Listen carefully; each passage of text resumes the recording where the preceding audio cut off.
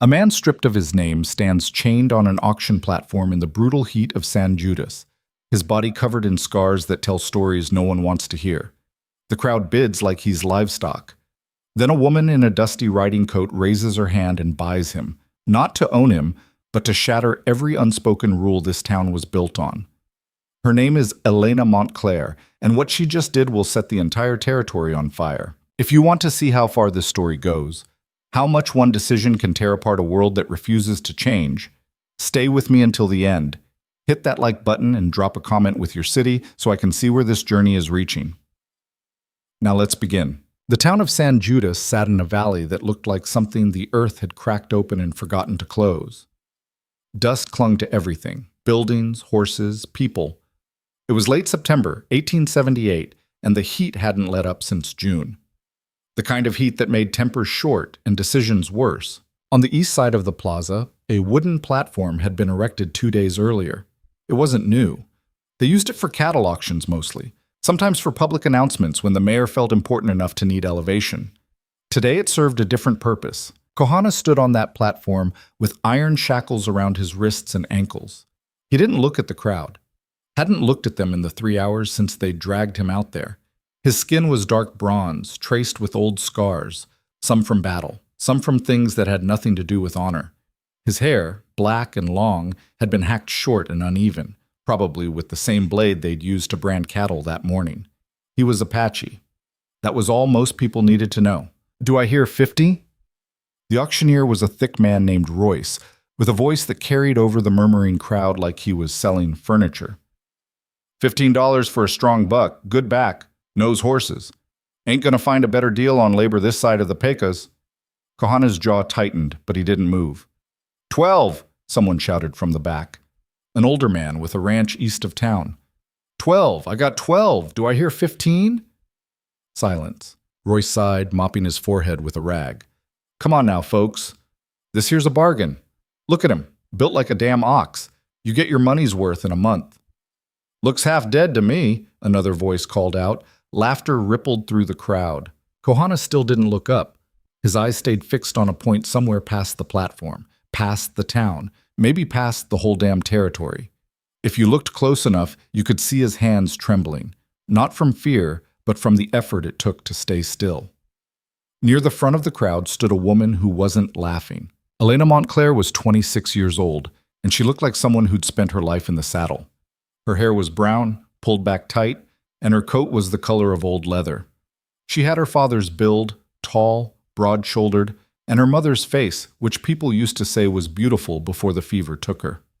Elena didn't think much about beauty. She thought about water rights and cattle rot, and whether the fence line on the north pasture would hold through winter. She'd come into town because her father needed medicine. That was it. She hadn't planned on stopping at the plaza, but she'd heard the noise, the auctioneer's voice, and something made her walk over. Now she stood there, arms crossed, watching a man get sold like a horse. 12 going once, 15, Elena said. Every head in the plaza turned. Royce blinked. "Ma'am?" $15. Her voice was steady. "You asked for 15, I'm offering it." A murmur went through the crowd, low and uncertain. Someone laughed nervously. A woman in a blue bonnet whispered something to the man next to her, loud enough for half the plaza to hear. "That's the Montclair girl, Victor's fiancée." Elena ignored her. Royce recovered quickly. "Well now, Miss Montclair, that's mighty generous of you, but I don't know if your intended would—" "I'm bidding," Elena said flatly. "Are you taking bids or not?" Royce's mouth opened and closed. He glanced toward the side of the platform where a tall man in a black vest leaned against a post, watching the whole thing with the detached interest of someone observing a chess game. Victor Hale was 32 and looked like he'd been carved out of something expensive. Clean-shaven, sharp jaw, eyes the color of cold river water. He owned the bank, the land office, and 3/4 of the profitable businesses in San Judas. People didn't say no to Victor Hale, not if they wanted to keep what they had. He didn't move from the post, just looked at Elena with an expression that was hard to read, curiosity maybe, or calculation. 15 going once, Royce said slowly, eyes still on Victor. No one else bid. Going twice. Silence. Sold. Royce brought the gavel down with a thud that sounded louder than it should have. To Miss Elena Montclair for $15. The crowd noise swelled. Confusion, disbelief, a few scattered shouts. Elena stepped forward, pulling a small leather purse from her coat. She counted out the money onto the platform edge without looking at Kohana, then turned and started walking back toward her horse. Miss Montclair, Royce called after her, flustered. You gonna take him with you, or… Elena stopped, turned. Take the chains off. Royce hesitated. I paid for him, Elena said. He's mine, take the chains off. Royce looked at Victor again. This time Victor gave a small, almost invisible nod. The chains came off. Kohana stood there, rubbing his wrists where the iron had cut into skin. He looked at Elena for the first time. His eyes were dark, unreadable. She met them without flinching. You can walk or ride, she said. Either way, you're coming with me. She turned and kept walking. After a long moment, Kohana followed. The Montclair Ranch sat 8 miles west of San Judas, tucked into a valley where the Cimarron River bent south before disappearing into scrubland. It wasn't the biggest spread in the territory, but it was one of the oldest. Elena's grandfather had built the main house with his own hands back in 1851, before the territory had a name anyone agreed on. Now the house was weathered gray. The barn roof sagged on one side, and half the fence posts needed replacing. Her father, William Montclair, spent most of his time in a chair on the porch, coughing into a rag and pretending he wasn't dying. Elena rode up the path with Kohana walking beside her horse. She hadn't said a word to him the entire ride. Hadn't looked back to see if he was keeping up. He had, though. Stayed 3 paces behind the whole way, limping slightly on his left leg. When they reached the barn, she dismounted and handed him the reins. Water the horse, she said. Brush her down. There's feed in the barrel by the door. Kohana took the reins but didn't move. Elena waited. Why?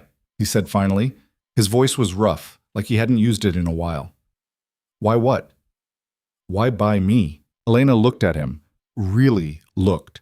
He was taller than she'd thought, maybe 6 foot, and the scars on his arms weren't the kind you got from falling off a horse. One ran from his collarbone to his shoulder, raised and white. Another crossed his ribs. Because no one else should have been bidding in the first place, she said. That's not an answer. It's the only one you're getting. She started toward the house, then stopped. You got a name? He hesitated. Kohana. Kohana. She tested the word, then nodded. There's a shed behind the barn. You can sleep there. I'll bring food after supper. She didn't wait for a response. Oh, William Montclair was awake when Elena walked in, though his eyes were half closed and his breathing sounded like gravel in a jar. You bring the medicine? He asked. Yeah. Elena set the bottle on the table. Doc said twice a day, no more. William nodded, then coughed, a deep rattling sound that bent him forward. When he straightened, there was blood on the rag. Elena pretended not to see it. Heard you caused a scene in town, William said after a moment. Who told you that? Billy Rath came by an hour ago, said you bought yourself an Apache at the auction. He looked at her with tired eyes. That true? Yeah. Why? Elena pulled out a chair and sat down. Same reason you didn't sell the ranch when Victor offered twice what it's worth. Sometimes you do a thing because it's right, even if it's stupid. William almost smiled. That's not going to sit well with folks. Folks can sit however they want. Victor's going to have something to say about it. Victor always has something to say. Elena stood, grabbed the medicine bottle, and poured a careful measure into a tin cup. Drink this. William drank, grimaced. Tastes like horse shit. Probably is. They sat in silence for a while. The only sound the tick of the old clock on the mantel and William's uneven breathing. You know they'll come for him, William said quietly. Elena looked at him. Who? Whoever wants him gone. Town council, maybe. Or just someone with a grudge and a rope. He coughed again, softer this time. You brought trouble home, girl. I know. You ready for that? Elena thought about Kohana standing on that platform, chained like an animal, and the way no one in that crowd had looked uncomfortable about it. Yeah, she said. I'm ready. Kohana didn't sleep that night. The shed was small, just big enough for a bedroll and a crate to sit on. Someone had left an old blanket folded in the corner, smelling like hay and dust. There was a lantern, but no oil. That was fine. He didn't need light to think. He sat on the bedroll with his back against the wall and listened to the night sounds, wind moving through the cottonwoods, a horse shifting in the barn, the distant yip of coyotes out past the fence line. He tried to remember how he'd ended up on that platform. The memories came in pieces, disjointed and sharp. A village. Smoke.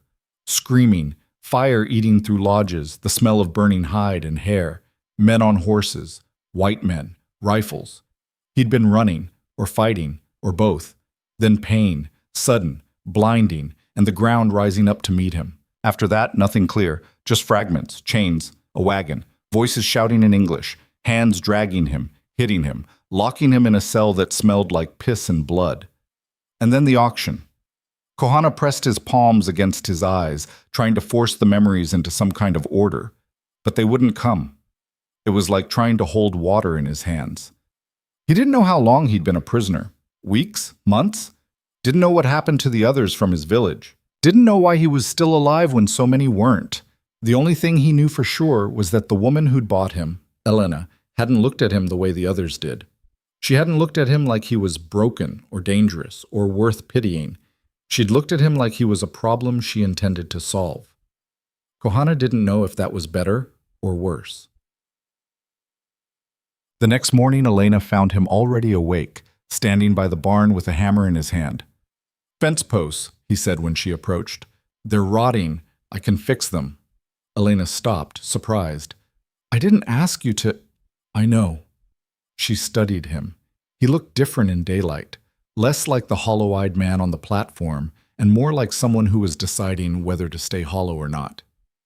"You know how to set a post?" she asked. "Yeah. All right." She gestured toward the north pasture. "Start there. There's tools in the barn, wire in the shed. If you need help, ask." Kohana nodded and walked off without another word. Elena watched him go, then shook her head and went to check the cattle. By midday, word had spread. Victor Hale arrived just after noon, riding a black gelding that probably cost more than most people's houses. He tied the horse outside the main house and walked up to the porch where Elena was replacing a hinge on the screen door. "Elena," he said, taking off his hat. "Victor, mind if I come up?" Elena didn't look at him. "It's a free country." Victor climbed the steps and stood there, turning his hat in his hands. He was good at this. The concerned fiancé, the reasonable man trying to understand. Elena had seen him do it 100 times. "I heard about yesterday," he said carefully. "I figured you would." "People are talking." "People always talk," Victor sighed. "Elena, I'm not here to fight. I just want to understand what you were thinking." Elena set down the screwdriver and finally looked at him. "I was thinking that watching a man get sold like livestock didn't sit right with me. So I stopped it." "By buying him yourself?" "Yeah. You know how that looks." "I don't care how it looks." Victor stepped closer, lowering his voice. "You should, because it looks like you're harboring a hostile, and that's going to bring trouble down on your family, on your father." Elena's jaw tightened. "He's not hostile. He's a man who got dragged into town and chained up for no good reason. He's Apache, Elena. His people have been raiding settlements for years. You think he's any different?" "I think people use Apache like it means something it doesn't, and I think you don't know a damn thing about him." Victor's expression hardened just for a second, then the mask slipped back into place. "I know you've got a good heart. That's one of the things I love about you. But sometimes a good heart makes bad decisions." "Is that what you think this is?" "I think," Victor said slowly, "that you're putting yourself in danger, and I can't stand by and watch that happen." Elena picked up the screwdriver again. "Then don't watch." Victor stared at her for a long moment, then put his hat back on. "I'll be checking in, regularly, and if that man so much as looks at you wrong, he won't. If he does, I'll handle it, personally." Elena met his eyes. "I don't need you to handle anything, Victor." Victor smiled, but it didn't reach his eyes. "We'll see." He walked back to his horse, mounted, and rode off without looking back. Elena watched him go, then returned to the hinge. Her hands were shaking, but she didn't stop working. That evening, Elena brought food to the shed: beans, cornbread, and salted beef.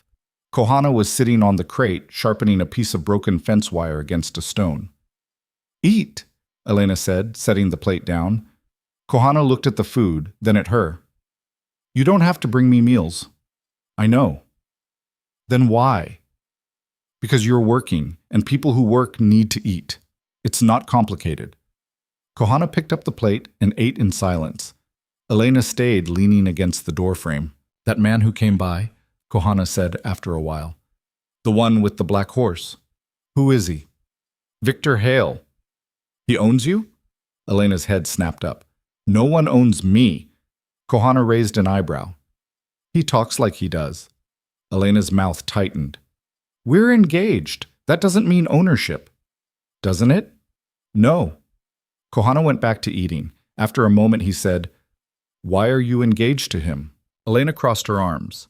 "Because my father's dying, and when he's gone, this ranch goes to me. And a woman can't hold land like this alone. Not here. Not without someone backing her." Victor offered. "It made sense."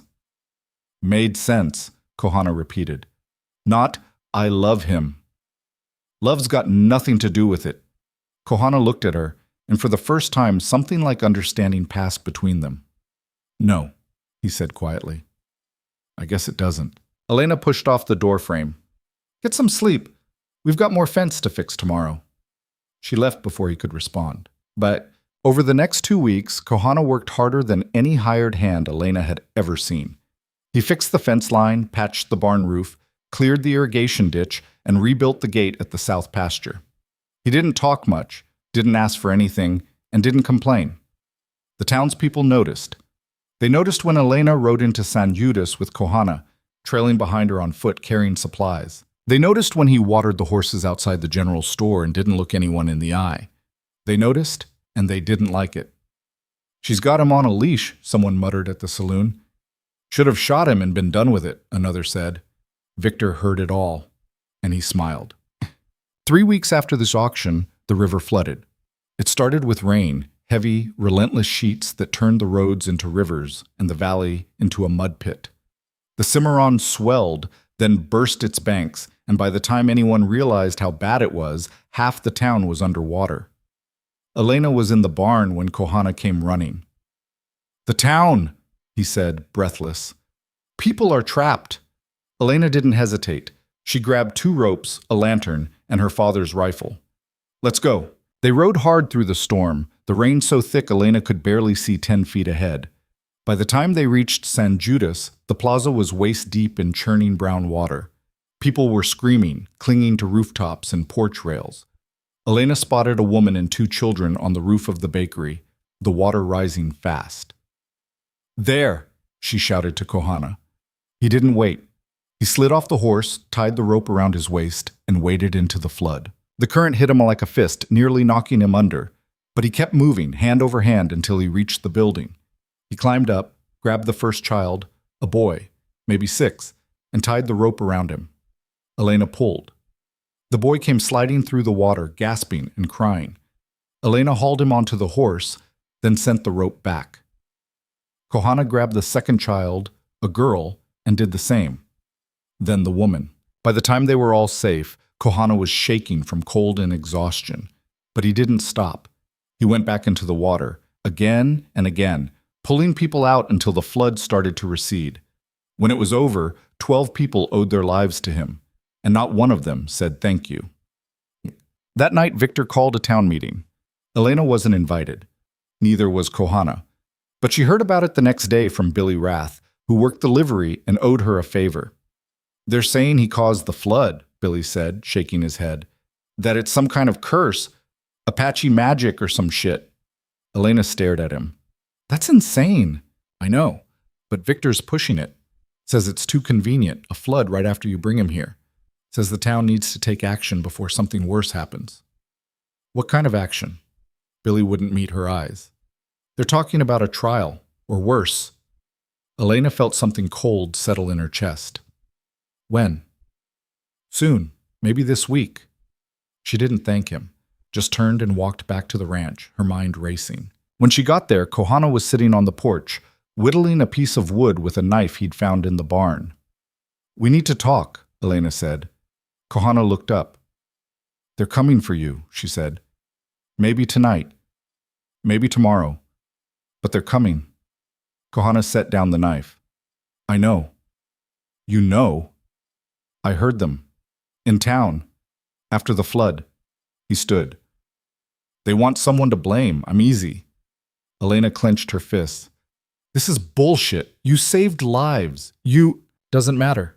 Kohana's voice was calm, almost resigned. "I'm Apache. That's all they see. Then we leave. Tonight. I'll get horses, supplies." "No." Elena stopped. "What?"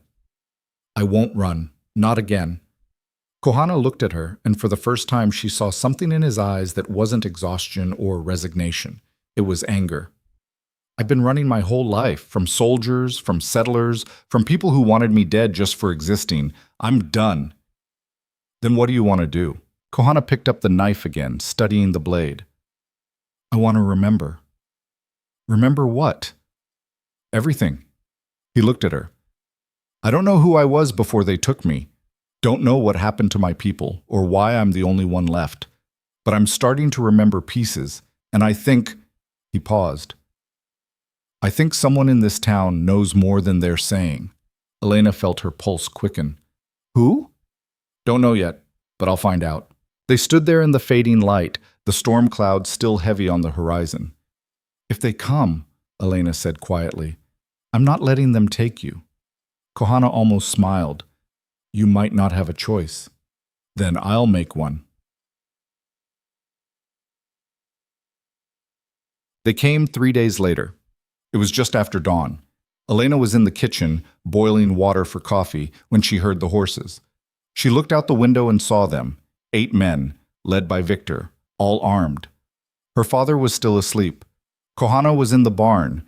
Elena grabbed her rifle and stepped onto the porch. Victor reined in his horse, raising a hand. "Elena, we need to talk." "Then talk from there." Victor's jaw tightened. "This isn't a social call. The town council voted. They want the Apache turned over for questioning." "Questioning about what?"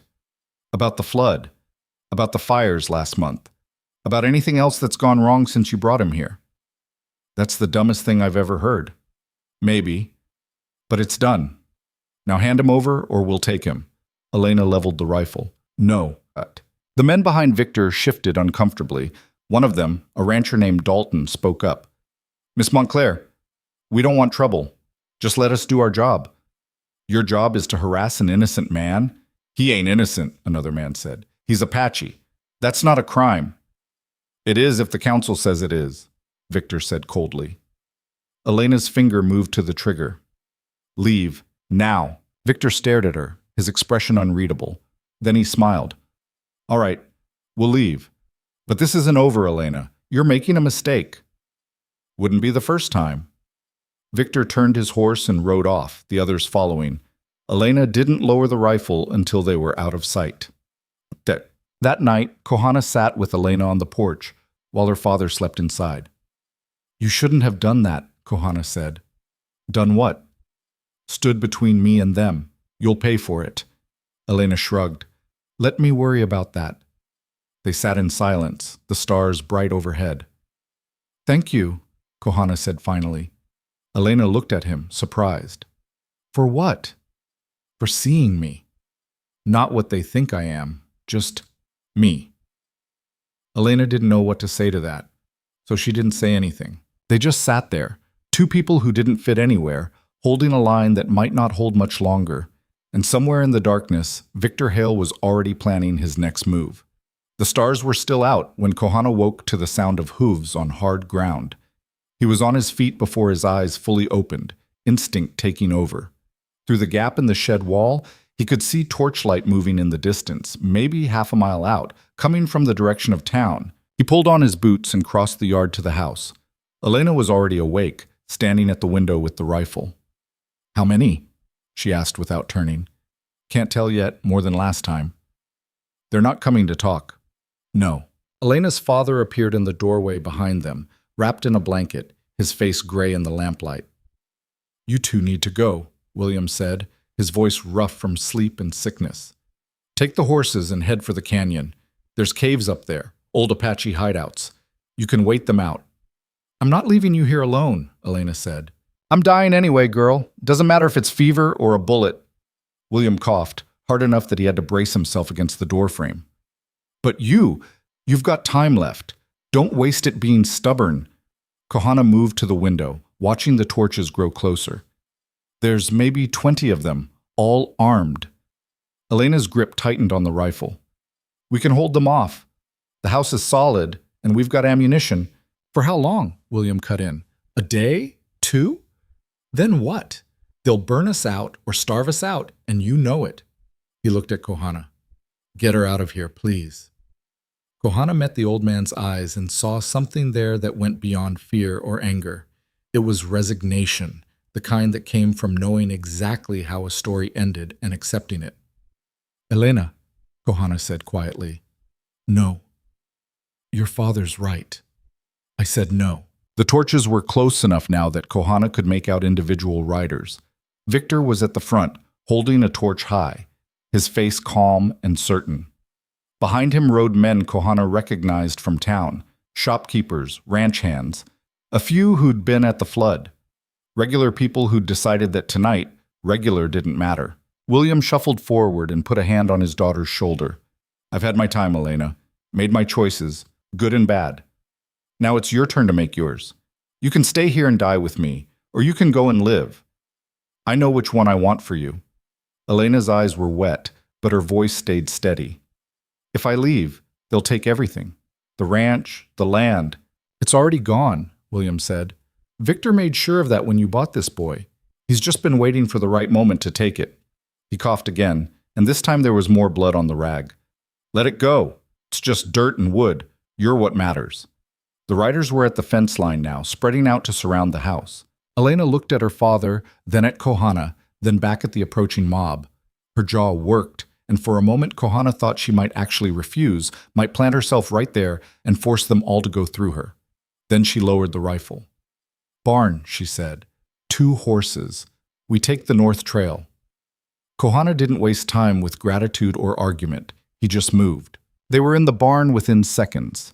Elena grabbed saddles while Kohana bridled the horses, a bay mare and a gray gelding that looked like he could run all day and still have fight left in him. They worked in silence, their hands moving fast but steady, muscle memory taking over where thought would have slowed them down.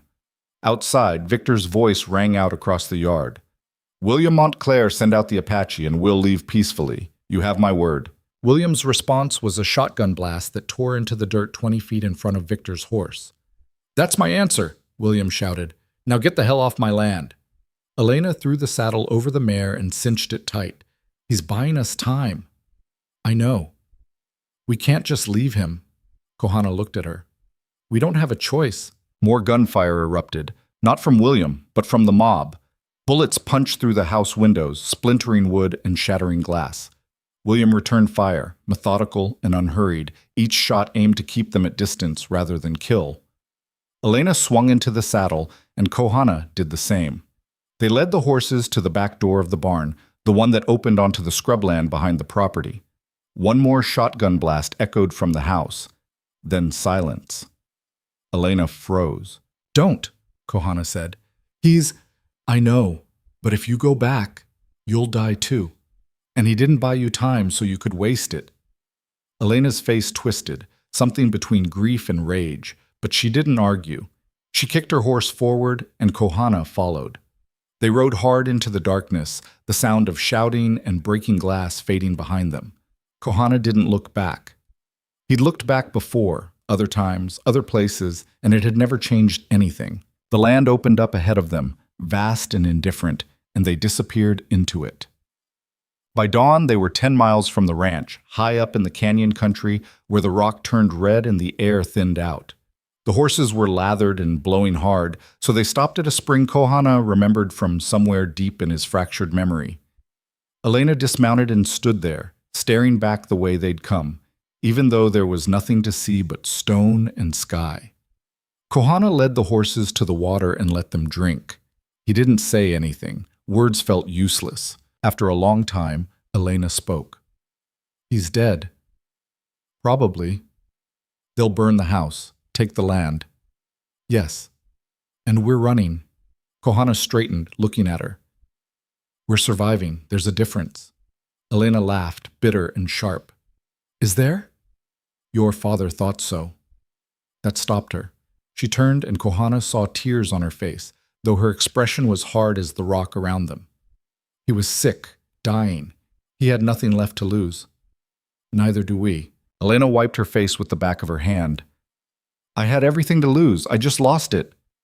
Kohana wanted to tell her she was wrong, that she still had her life, her freedom, things that mattered more than land or houses. But he'd had those thoughts before too, after his own village burned, and they hadn't helped.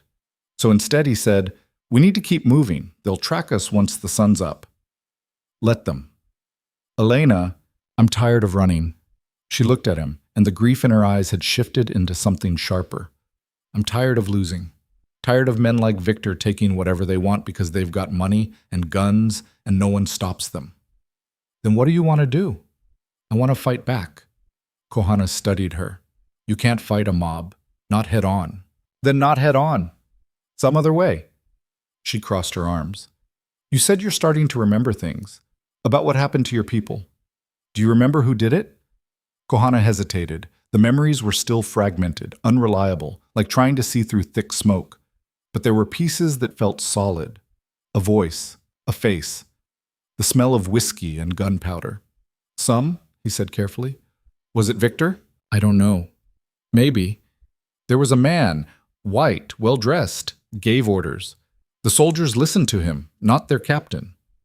Kohana closed his eyes, reaching for the memory. He had a ring, silver, with a black stone. I remember seeing it when he pointed at the lodges, told them to burn everything. Elena went very still. Victor wears a ring like that. Kohana's eyes snapped open. You're sure? I've seen it 100 times. He never takes it off. Says it was his father's. She paused. When did this happen, the attack on your village? I'm not sure. Months ago, maybe. Time. It's hard to track. Victor was gone for 3 months last year, Elena said slowly, working through it. He told everyone he was in Santa Fe, working on land deals, but he came back with new horses, new guns, a lot of money. Her voice dropped. And he started pushing harder to marry me right after. The pieces didn't quite fit together yet, but they were starting to form a shape. Kohana felt something cold settle in his chest, the same feeling he got right before a fight, when you knew violence was coming and all you could do was decide how to meet it. If he was there, Kohana said, if he's the one who ordered it, why take me alive? Why not just kill me with the others? I don't know, maybe he didn't know you survived, or maybe... Elena stopped, her eyes widening. The auction. You said you don't remember how you ended up there, right? No, just fragments, a wagon, chains. Victor owns the land office. He controls half the territory's legal documents, including prisoner transfers. She was talking faster now, the pieces clicking into place. If he wanted someone disappeared, sold off quietly, he could do it. No questions asked. Why go to the trouble? Because killing you outright would have raised questions. But selling you, that's just business. And once you were gone, no one would look for you. You'd just be another Apache who disappeared. Elena's face darkened. Except I bought you, ruined his whole plan. Kohana felt anger rising, hot and sharp, but he forced it down. Anger didn't help. Clarity did. If that's true, if Victor's behind this, then we can't just run. He'll hunt us until we're dead. Then we stop running. And do what? Elena looked at him, and for the first time since they'd fled the ranch, something like determination replaced the grief. We prove it. Get evidence. Force the town to see what he really is. How? I don't know yet, but we start by figuring out what happened to your people. If there's a trail, we follow it. She walked over to her horse, checking the saddlebags. We've got supplies for maybe 3 days. After that, we'll need to find more. You know this country? Some of it. Good. Then you lead. Kohana mounted his horse, and Elena did the same. They rode deeper into the canyon, where the walls rose high enough to block out the sun, and the only sound was hooves on stone. They traveled for 2 days without seeing another soul, following old trails that Kohana half remembered and half invented. The land was harsh, all rock and scrub and rattlesnakes, but it was honest. It didn't pretend to be anything other than what it was. On the 3rd day, they found the village, or what was left of it. It was tucked into a box canyon, hidden from the main trail by a tumble of boulders. If Kohana hadn't been looking for it, he would have ridden right past. But something pulled him there, some instinct deeper than memory. He dismounted and walked into the canyon on foot, Elena following. The lodges were gone, burned down to blackened poles and ash. The ground was scorched, and the air still carried a faint smell of smoke, even months later. Scattered among the ruins were pieces of life. A broken water jug, a child's doll made from corn husks, a shattered bow. Kohana stopped in the center of what had been the village and stood there, not moving, barely breathing. Elena stayed back, giving him space. After a long time, Kohana spoke. "This was my home." Elena didn't respond. What could she say? Kohana walked through the ruins, his boots crunching on charred wood. Memories came flooding back now, sharp and clear. He remembered the faces of the people who'd lived here. An old woman named Nayel Nish who told stories by the fire. A boy, maybe 10 years old, who wanted to learn to hunt. A girl who laughed too loud and got scolded for it. All gone. He found what he was looking for near the back of the canyon, a cluster of graves marked with stones. 15 of them. Someone had buried the dead after the attack, probably travelers or another band who'd come through later. Kohana knelt beside the graves and closed his eyes. Elena approached quietly. "I'm sorry. They didn't fight back," Kohana said, his voice flat. "We'd already surrendered, given up our weapons. The soldier, the captain, he promised safe passage to the reservation if we cooperated." He opened his eyes, staring at the stones. We believed him. What happened? The man with the ring showed up, the one I told you about. He talked to the captain and I saw money change hands. Then he pointed at the lodges and said, "Burn it. All of it." The soldiers hesitated, but he kept talking, kept pushing. Said we were dangerous, that we'd attack settlements if we were allowed to leave. It was all lies, but they believed him. Or they pretended to. You tried to stop them. I fought. Got a rifle away from one of the soldiers, tried to hold them off long enough for the others to run. Kohana touched the scar on his shoulder. Didn't work. They shot me, left me for dead. When I woke up, everything was gone. I tried to track the survivors, but the trail went cold. Then someone found me. White men. Bounty hunters, maybe. And I ended up in chains. Elena crouched beside him. If Victor was the man with the ring, why did he do it? What did he gain? Land, Kohana said. This canyon sits on the edge of contested territory. If the tribe was gone, the land could be claimed, sold, developed. Victor's been buying up land all over the territories, Elena said. Everyone thought it was just business, smart investments. It was. Just not the kind people thought. Kohana stood, his hands clenched into fists. He killed them for dirt. We need proof. The graves are proof. Not enough. People will say it was a military action, justified. We need something that ties Victor directly to the order. Elena looked around the ruined village. Is there anything here? Documents? Witnesses? Everyone's dead. Not everyone. You're alive. My word against his? I'm Apache. He's a white man with money. Who do you think they'll believe? Elena didn't have an answer for that, because they both knew it. They searched the village anyway, sifting through ash and debris, looking for anything that might help. They found nothing. The fire had been thorough. As the sun started to set, they made camp at the edge of the canyon, away from the graves. Elena built a small fire while Kohana checked the horses. What now? Elena asked when he sat down. Kohana stared into the flames. I don't know. We can't stay here. I know. And we can't go back. I know that too. Elena poked at the fire with a stick. Victor's probably telling everyone we're outlaws by now. Dangerous fugitives. He'll put a price on our heads and every bounty hunter in the territory will come looking. Let them. You want to fight them all? If I have to. Elena shook her head. That's not a plan. That's suicide. You got a better idea? Actually, yeah. Elena looked at him. We go to the fort, talk to the captain who was here during the attack. If he took money from Victor, maybe we can use that against him. Bribery is a crime, even for white men. Kohana laughed, harsh and bitter. You think a military captain is going to confess to taking bribes and murdering civilians? Maybe not. But people talk when they're scared. And if we can find other soldiers who were here, ones who didn't like what happened, they'll lie to protect themselves. Maybe, but it's a chance. Elena's voice softened. It's the only chance we've got. Kohana wanted to argue, wanted to tell her it was pointless, that the system was rigged and always had been. But he looked at her face, at the determination there, and realized she already knew all that. She just didn't care. All right, he said. We try it your way, but if it doesn't work, then we figure out something else. They sat in silence for a while, the fire crackling between them. Can I ask you something? Elena said. Kohana nodded. Why didn't you run? That first night, after I bought you. You could have left, disappeared, but you stayed. Kohana thought about it. I was tired. Not just body tired, soul tired. And you, he paused, choosing his words carefully. You looked at me like I was worth something. I hadn't seen that look in a long time. Didn't want to let it go.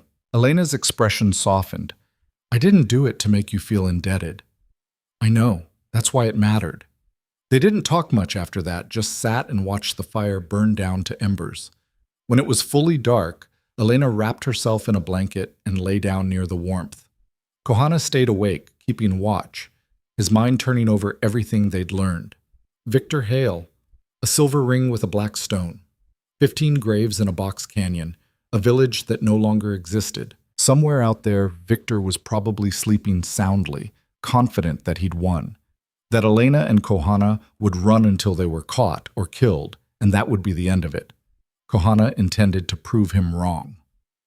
Fort Blaine sat 30 miles east, a cluster of sun-bleached buildings surrounded by a wooden stockade.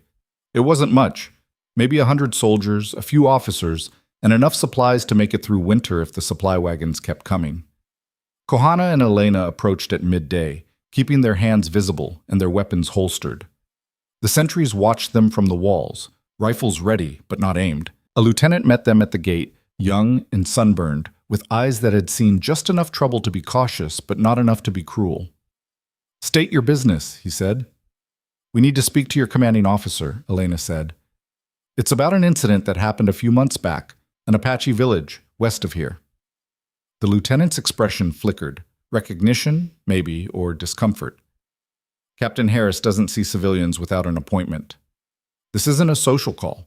I don't care what it is. You want to talk to the captain, you send a letter. He'll get back to you if he feels like it. Kohana stepped forward. I was there, at the village. I survived. The lieutenant's eyes flicked to Kohana, and for the first time something like fear crossed his face. You're Apache. Yeah.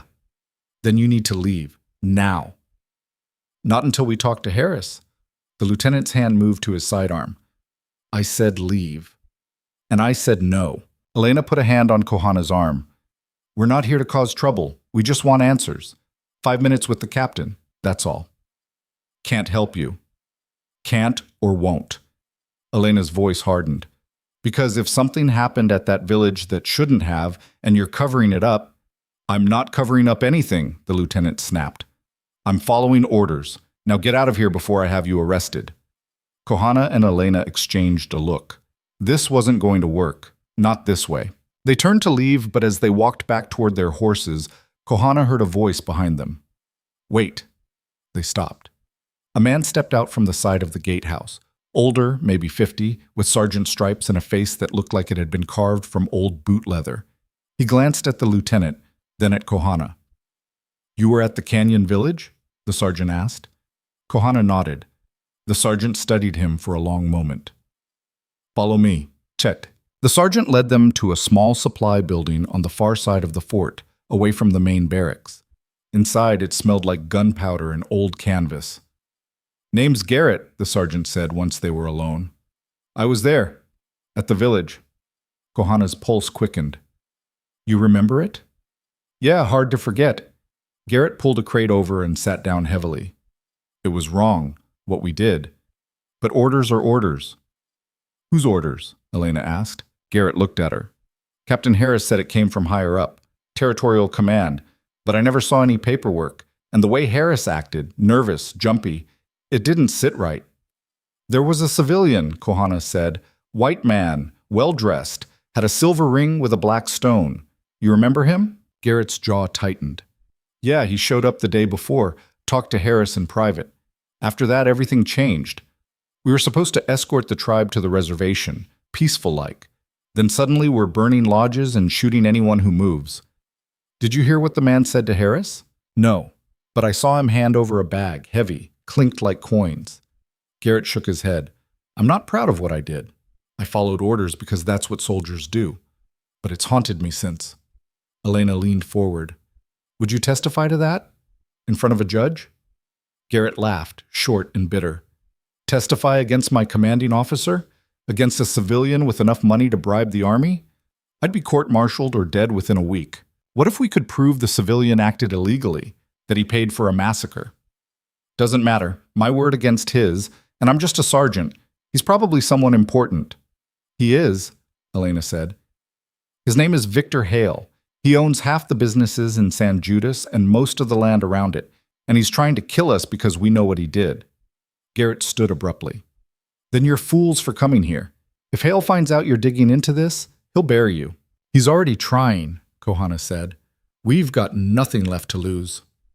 Garrett looked at them both, and something shifted in his expression. There might be one thing. Harris keeps records, personal ones, not official. I've seen him writing in a journal late at night. If he documented the bribe, it might be in there. Where does he keep it? His quarters, locked desk, top drawer. Elena's eyes narrowed. Can you get it? No, but you might be able to. Harris leaves the fort every Friday night, goes into town, doesn't come back till morning. His quarters are usually empty. Today's Thursday, Kohana said. Tomorrow night, then. Garrett moved to the door, checking to make sure no one was listening. I can get you in, but after that you're on your own. And if you get caught, I never saw you. Understood, Elena said. Garrett nodded. Meet me at the west gate an hour after sundown. And don't make me regret this. Dad. They spent the next day camped in the hills above the fort, watching the routine, counting guards, planning. As the sun set on Friday, Kohana felt the familiar weight of anticipation settle over him, the same feeling he got before a hunt, when everything narrowed down to breath and heartbeat. Elena checked her revolver for the third time. You don't have to come with me. I can do this alone. No, you can't. Kohana, we're in this together. You said it yourself. Elena looked like she wanted to argue, but she didn't. Instead, she just nodded. An hour after dark, they met Garrett at the west gate. He didn't say anything, just unlocked a side door and motioned them through. The fort was quiet, most of the soldiers either asleep or gathered in the mess hall. Garrett led them along the shadows, moving quickly and silently. When they reached the officers' quarters, he pointed to a door at the end of the hall. That's Harris's room. You've got maybe 10 minutes before the patrol swings back around. That's enough, Kohana said. Garrett handed Elena a small pry bar. Lock's flimsy, shouldn't be hard. Thank you, Elena said. Garrett just shook his head and disappeared back the way they'd come. Elena and Kohana moved to the door. She worked the pry bar into the lock, and after a few tense seconds, it clicked open. Inside, the room was Spartan. A bed, a chair, a desk. Kohana kept watch at the door while Elena went straight for the desk. She forced the top drawer open and found the journal, leather-bound, worn. She flipped through the pages, scanning quickly. Most of it was routine, supply counts, discipline reports, weather observations. Then, near the back, she found it. An entry dated 4 months earlier. VH arrived today. Offered $500 for cooperation regarding Apache relocation. Refused initially, but he increased to $800. Accepted on condition of discretion. Orders executed as discussed. No survivors reported. Elena's hands shook as she read it. We've got him. Footsteps echoed in the hall. Kohana grabbed her arm. Time to go. They moved fast, slipping out the door and back into the shadows. The patrol passed within feet of them, but didn't notice. By the time they reached the west gate, Elena had the journal tucked inside her coat. Garrett was waiting. He looked at Elena's expression and nodded. "You found something." "Yeah." "Then get the hell out of here, and don't come back." They didn't argue. They rode hard into the night, putting distance between themselves and the fort. The journal pressed against Elena's chest like a beating heart. When they finally stopped to rest, hours later, Kohana looked at her and said, "Now what?" Elena pulled out the journal and stared at the incriminating words. "Now we take this to someone who can do something about it. A federal marshal, maybe, or a territorial judge. You think they'll listen?" "They'll have to. This is evidence, real evidence." Kohana wanted to believe her, but he'd learned a long time ago that evidence didn't matter if the people judging it didn't want to see. Still, it was something, more than they'd had before. "All right," he said. "We find a marshal." Elena nodded, determination settling over her features again. "We end this, one way or another." And somewhere, far behind them, Victor Hale was learning that Elena Montclair and the Apache he'd tried to erase were still alive, still moving, and getting closer to the truth with every step. The nearest federal marshal was stationed in a town called Redemption, 40 miles north through country that got meaner the farther you rode. Elena and Kohana pushed their horses hard for 2 days, stopping only when the animals physically couldn't go any farther. They slept in shifts, ate jerky and hardtack, and didn't talk much beyond what was necessary. The journal stayed wrapped in oilcloth inside Elena's saddlebag, close enough to check on every few hours. She'd read the entry so many times she had it memorized, but she kept reading it anyway, like she was afraid the words might change if she looked away too long. On the third morning, they crested a ridge and saw Redemption spread out below them, a collection of weathered buildings clustered around a main street, with a church at one end and a gallows at the other. The kind of town that couldn't decide if it wanted to be civilized or just gave up trying. "That's it?" Elena said. "Looks like." "Doesn't look like much."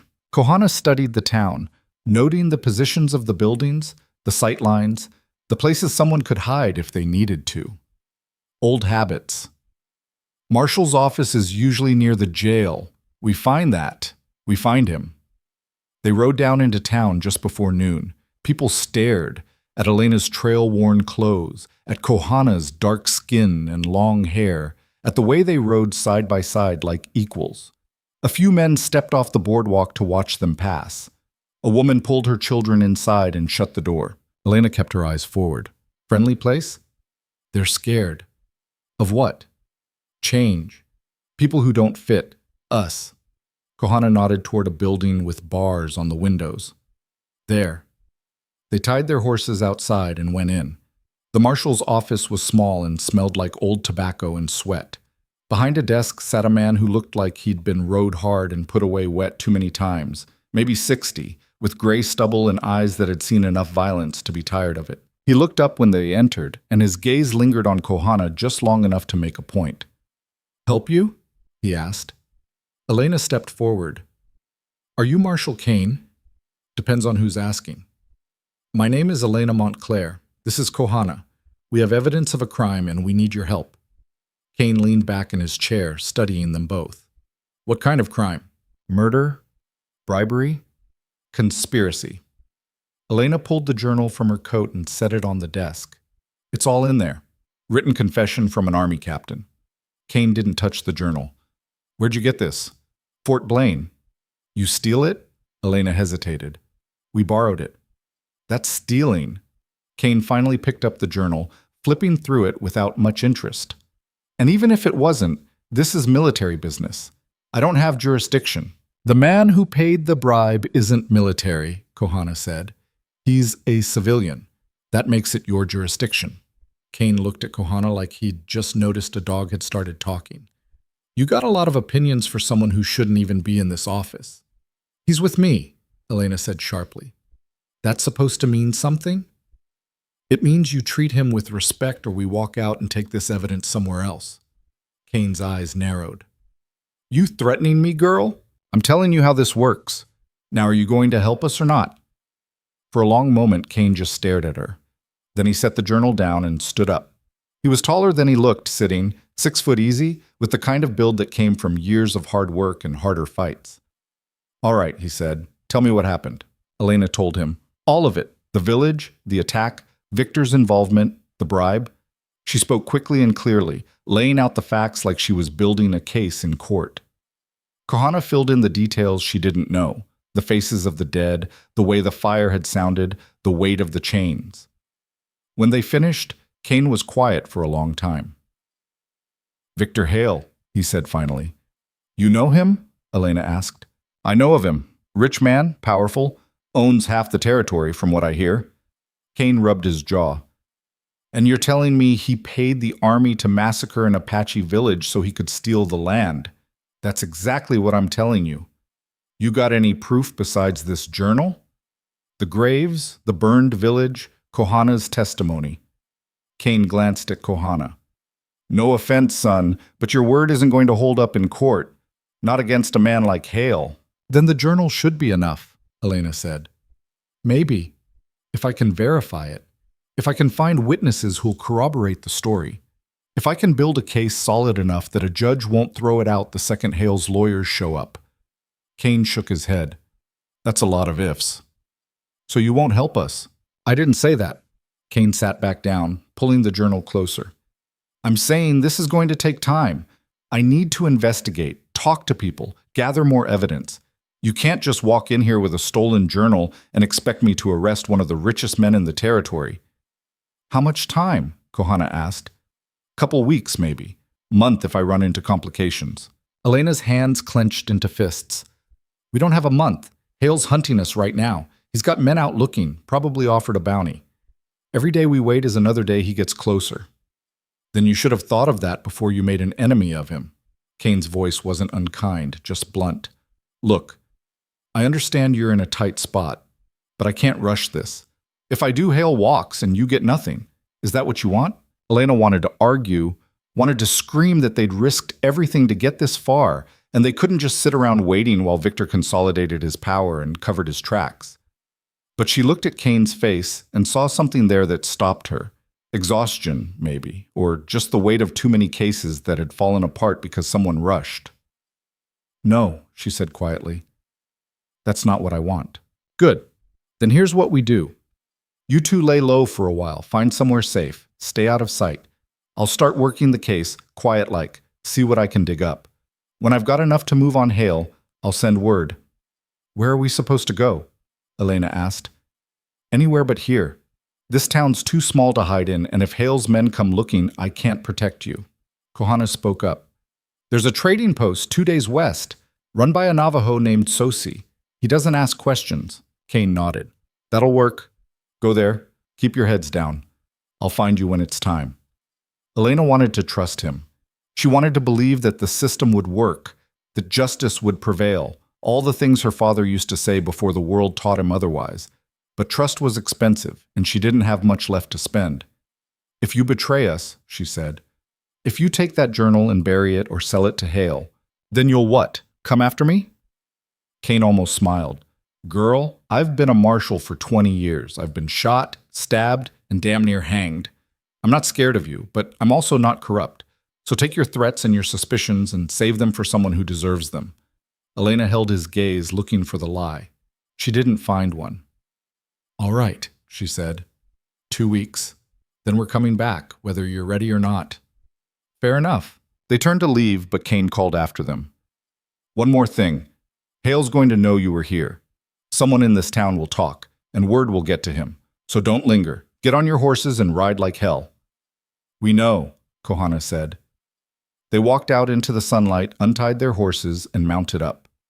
As they rode out of Redemption, Elena felt eyes on them from every window, every doorway. The town was watching, and the town would remember. By nightfall, someone would have sent a telegram. Yes. They reached Sosi's trading post late the next day. It was a low adobe building set back from the main trail, with a corral out front and a storage shed that looked like it might collapse if you sneezed too hard.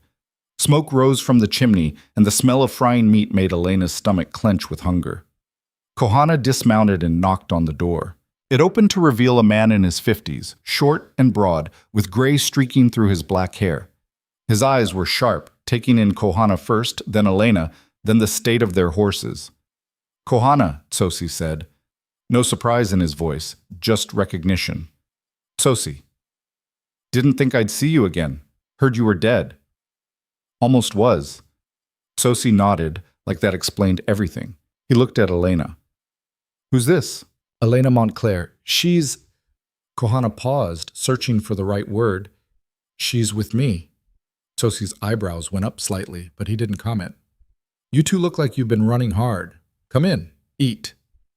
The inside of the trading post was cramped but warm, shelves stacked with goods, flour, tobacco, ammunition, bolts of cloth. A fire burned in the hearth, and a pot of stew bubbled over it. Tsosi ladled out 2 bowls and handed them over without ceremony. Elena ate like she hadn't seen food in days, which wasn't far from the truth. Kohana ate slower but steadily, his eyes never leaving the door. You in trouble? Tsosi asked. Yeah, Kohana said. Bad trouble or normal trouble? Bad, Tsosi grunted. You need a place to stay? For a while. Maybe 2 weeks.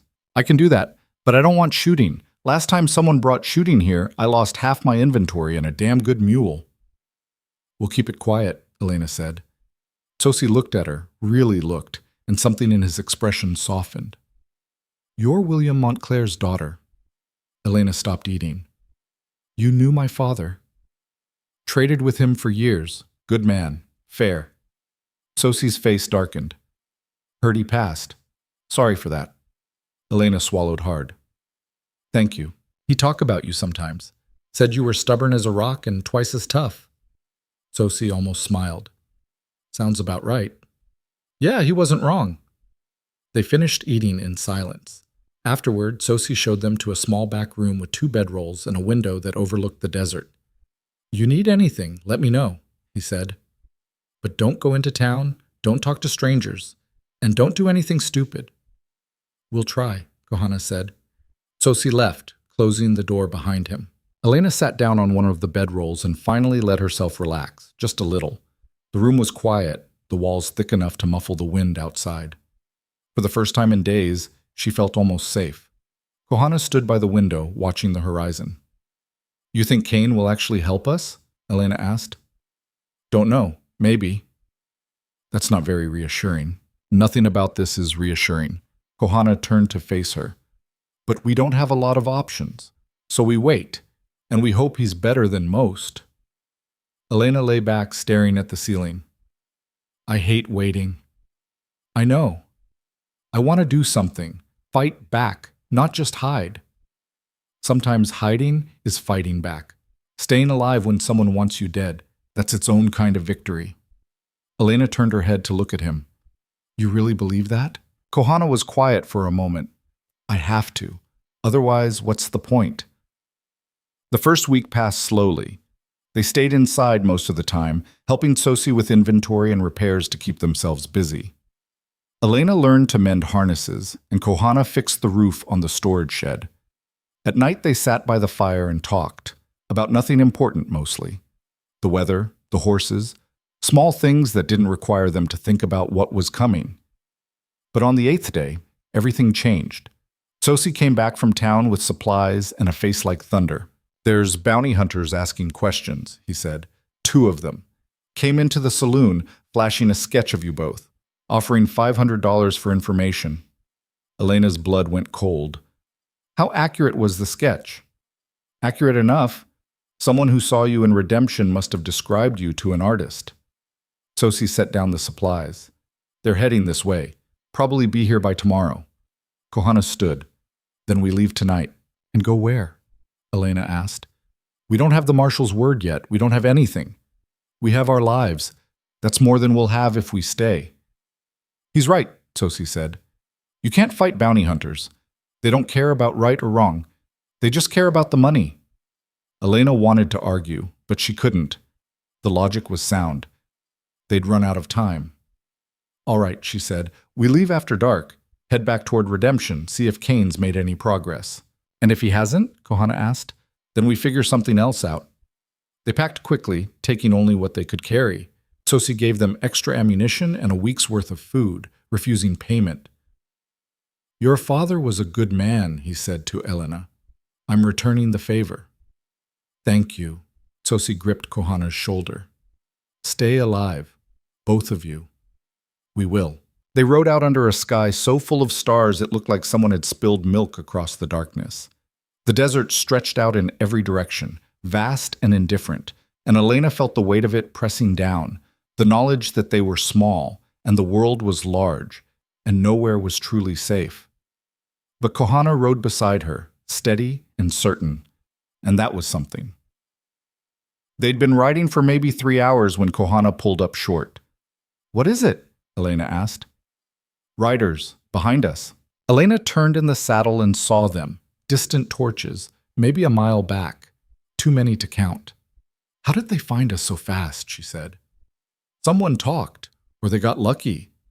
Kohana urged his horse forward. Either way, we need to move. They kicked their horses into a gallop, the desert blurring past. The torches followed, closer now. Elena could hear shouting, the thunder of hooves on hard ground. There's too many, she said. We can't outrun them. Kohana scanned the landscape, looking for cover, anything they could use. Then he saw it, a narrow canyon barely visible in the starlight. There, he said, pointing. They veered toward it, the horses straining. The canyon entrance was tight, just wide enough for a single rider. They plunged into it, the walls rising up on either side, blocking out the sky. Behind them, the shouts grew louder. Elena's horse stumbled on loose rock, and she nearly fell. Kohana reached out, steadying her, and they kept moving. The canyon twisted and turned, a maze of stone. Kohana took the lead, navigating by instinct and memory. Elena trusted him, even though she couldn't see more than a few feet ahead. Then the canyon opened up into a box, a dead end, with walls too steep to climb. Damn it, Elena said. Kohana dismounted, looking around. We make a stand here. Against how many? 10? 20? Doesn't matter. We don't have a choice. Elena slid off her horse and pulled her rifle. Her hands were shaking, but she forced them steady. If this is it, it's not. How do you know? Kohana looked at her, and in the dim light, she saw something in his eyes she hadn't seen before. Not hope exactly, but refusal. A refusal to give up, to let the world decide his ending. Because we're not done yet, he said. The torches appeared at the canyon entrance. Shadows moved, spreading out. Voices echoed off the stone. Come on out, someone shouted. We don't want to kill you, but we will. Elena recognized the voice. One of the bounty hunters from town, a man named Creedon, known for taking jobs no one else would touch.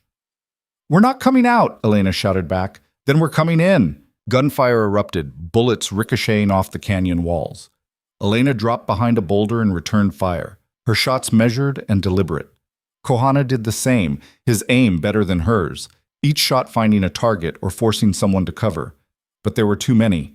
For every one they drove back, 2 more took their place. Elena's rifle clicked empty. She reached for more ammunition and realized she didn't have any. She'd used it all. Kohana had maybe 3 shots left. This is it, she said quietly. Kohana didn't respond. He fired once, twice, then held the last bullet. The bounty hunters advanced, confident now, knowing their prey was cornered. And then, from somewhere above, a voice rang out. Federal Marshal, drop your weapons. Everyone froze. Elena looked up and saw figures on the canyon rim, Marshal Kane and maybe half a dozen men, all armed, all pointing rifles down into the canyon. Kane's voice echoed. I said drop them, now. Slowly, the bounty hunters lowered their guns. Kane climbed down into the canyon, his deputies following. He walked past the bounty hunters without looking at them and stopped in front of Elena and Kohana. You two all right? He asked. Elena nodded, too stunned to speak. Kane turned to Creedon. You're under arrest, attempted murder, unlawful bounty hunting, and being a general pain in my ass. We were just doing our job, Creedon protested. Your job ended the second I issued a federal protection order for these two, which I did 3 days ago. Didn't you get the notice? Creedon's face went pale. No one told us. Then you should have checked before you started shooting. Kane gestured to his deputies. Take them in, all of them. As the bounty hunters were led away, Kane looked at Elena and Kohana. I told you to stay hidden. We tried, Elena said. Didn't work out. Yeah, I can see that. Kane pulled a folded piece of paper from his coat and handed it to Elena. This is a warrant for Victor Hale's arrest. Judge signed it this morning. Elena unfolded the paper, reading the words. Conspiracy to commit murder, bribery of a federal officer, theft of territorial lands. You did it, she said, barely believing it. We did it, Kane corrected. That journal you brought me? I took it to the territorial judge along with testimony from Sergeant Garrett and 2 other soldiers who were willing to talk. Built a case solid enough that even Hale's lawyers couldn't bury it. Kohana stepped forward. What happens now? Now we go to San Judas and arrest him. But I need you both there, as witnesses. Elena looked at Kohana, and he looked back. They'd spent weeks running, hiding, barely surviving, and now they were being asked to walk straight back into the belly of the beast. All right, Elena said. Let's finish this. They rode into San Judas at dawn, a full day's hard travel from the canyon. Marshal Kane led the way, with his deputies flanking Elena and Kohana. The town was just waking up, shopkeepers opening their doors, a few early risers moving along the boardwalks. Word spread fast. By the time they reached the plaza, a crowd had gathered. Kane dismounted outside Victor's bank and walked in without knocking. Elena and Kohana followed. Victor was behind his desk going through papers. He looked up when they entered, and his expression didn't change. No surprise, no fear, just cold calculation. Marshal Kane, Victor said smoothly. To what do I owe the pleasure? Kane dropped the warrant on the desk.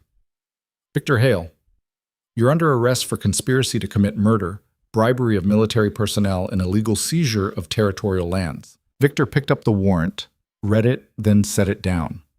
This is absurd. I've done nothing wrong.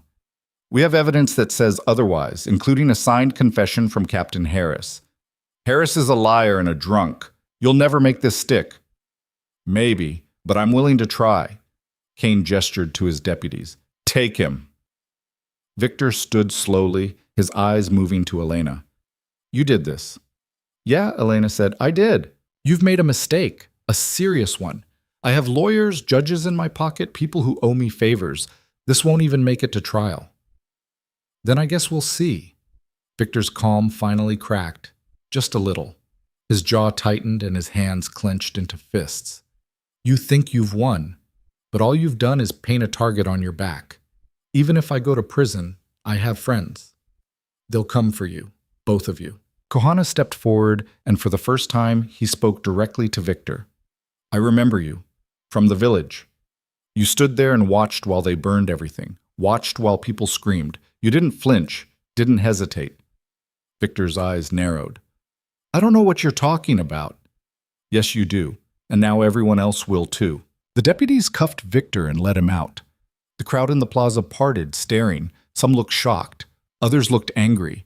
A few looked satisfied, like they'd been waiting for this moment without knowing it. Elena watched Victor being led away, and she felt something release in her chest. Not relief exactly, but the absence of weight. Like she'd been carrying a stone for so long, she'd forgotten it was there. Kane approached her. We'll hold him in redemption until the trial. You'll need to testify, both of you. We'll be there, Elena said. Kane nodded. Good. And for what it's worth, you did the right thing. Not many people would have kept fighting the way you did.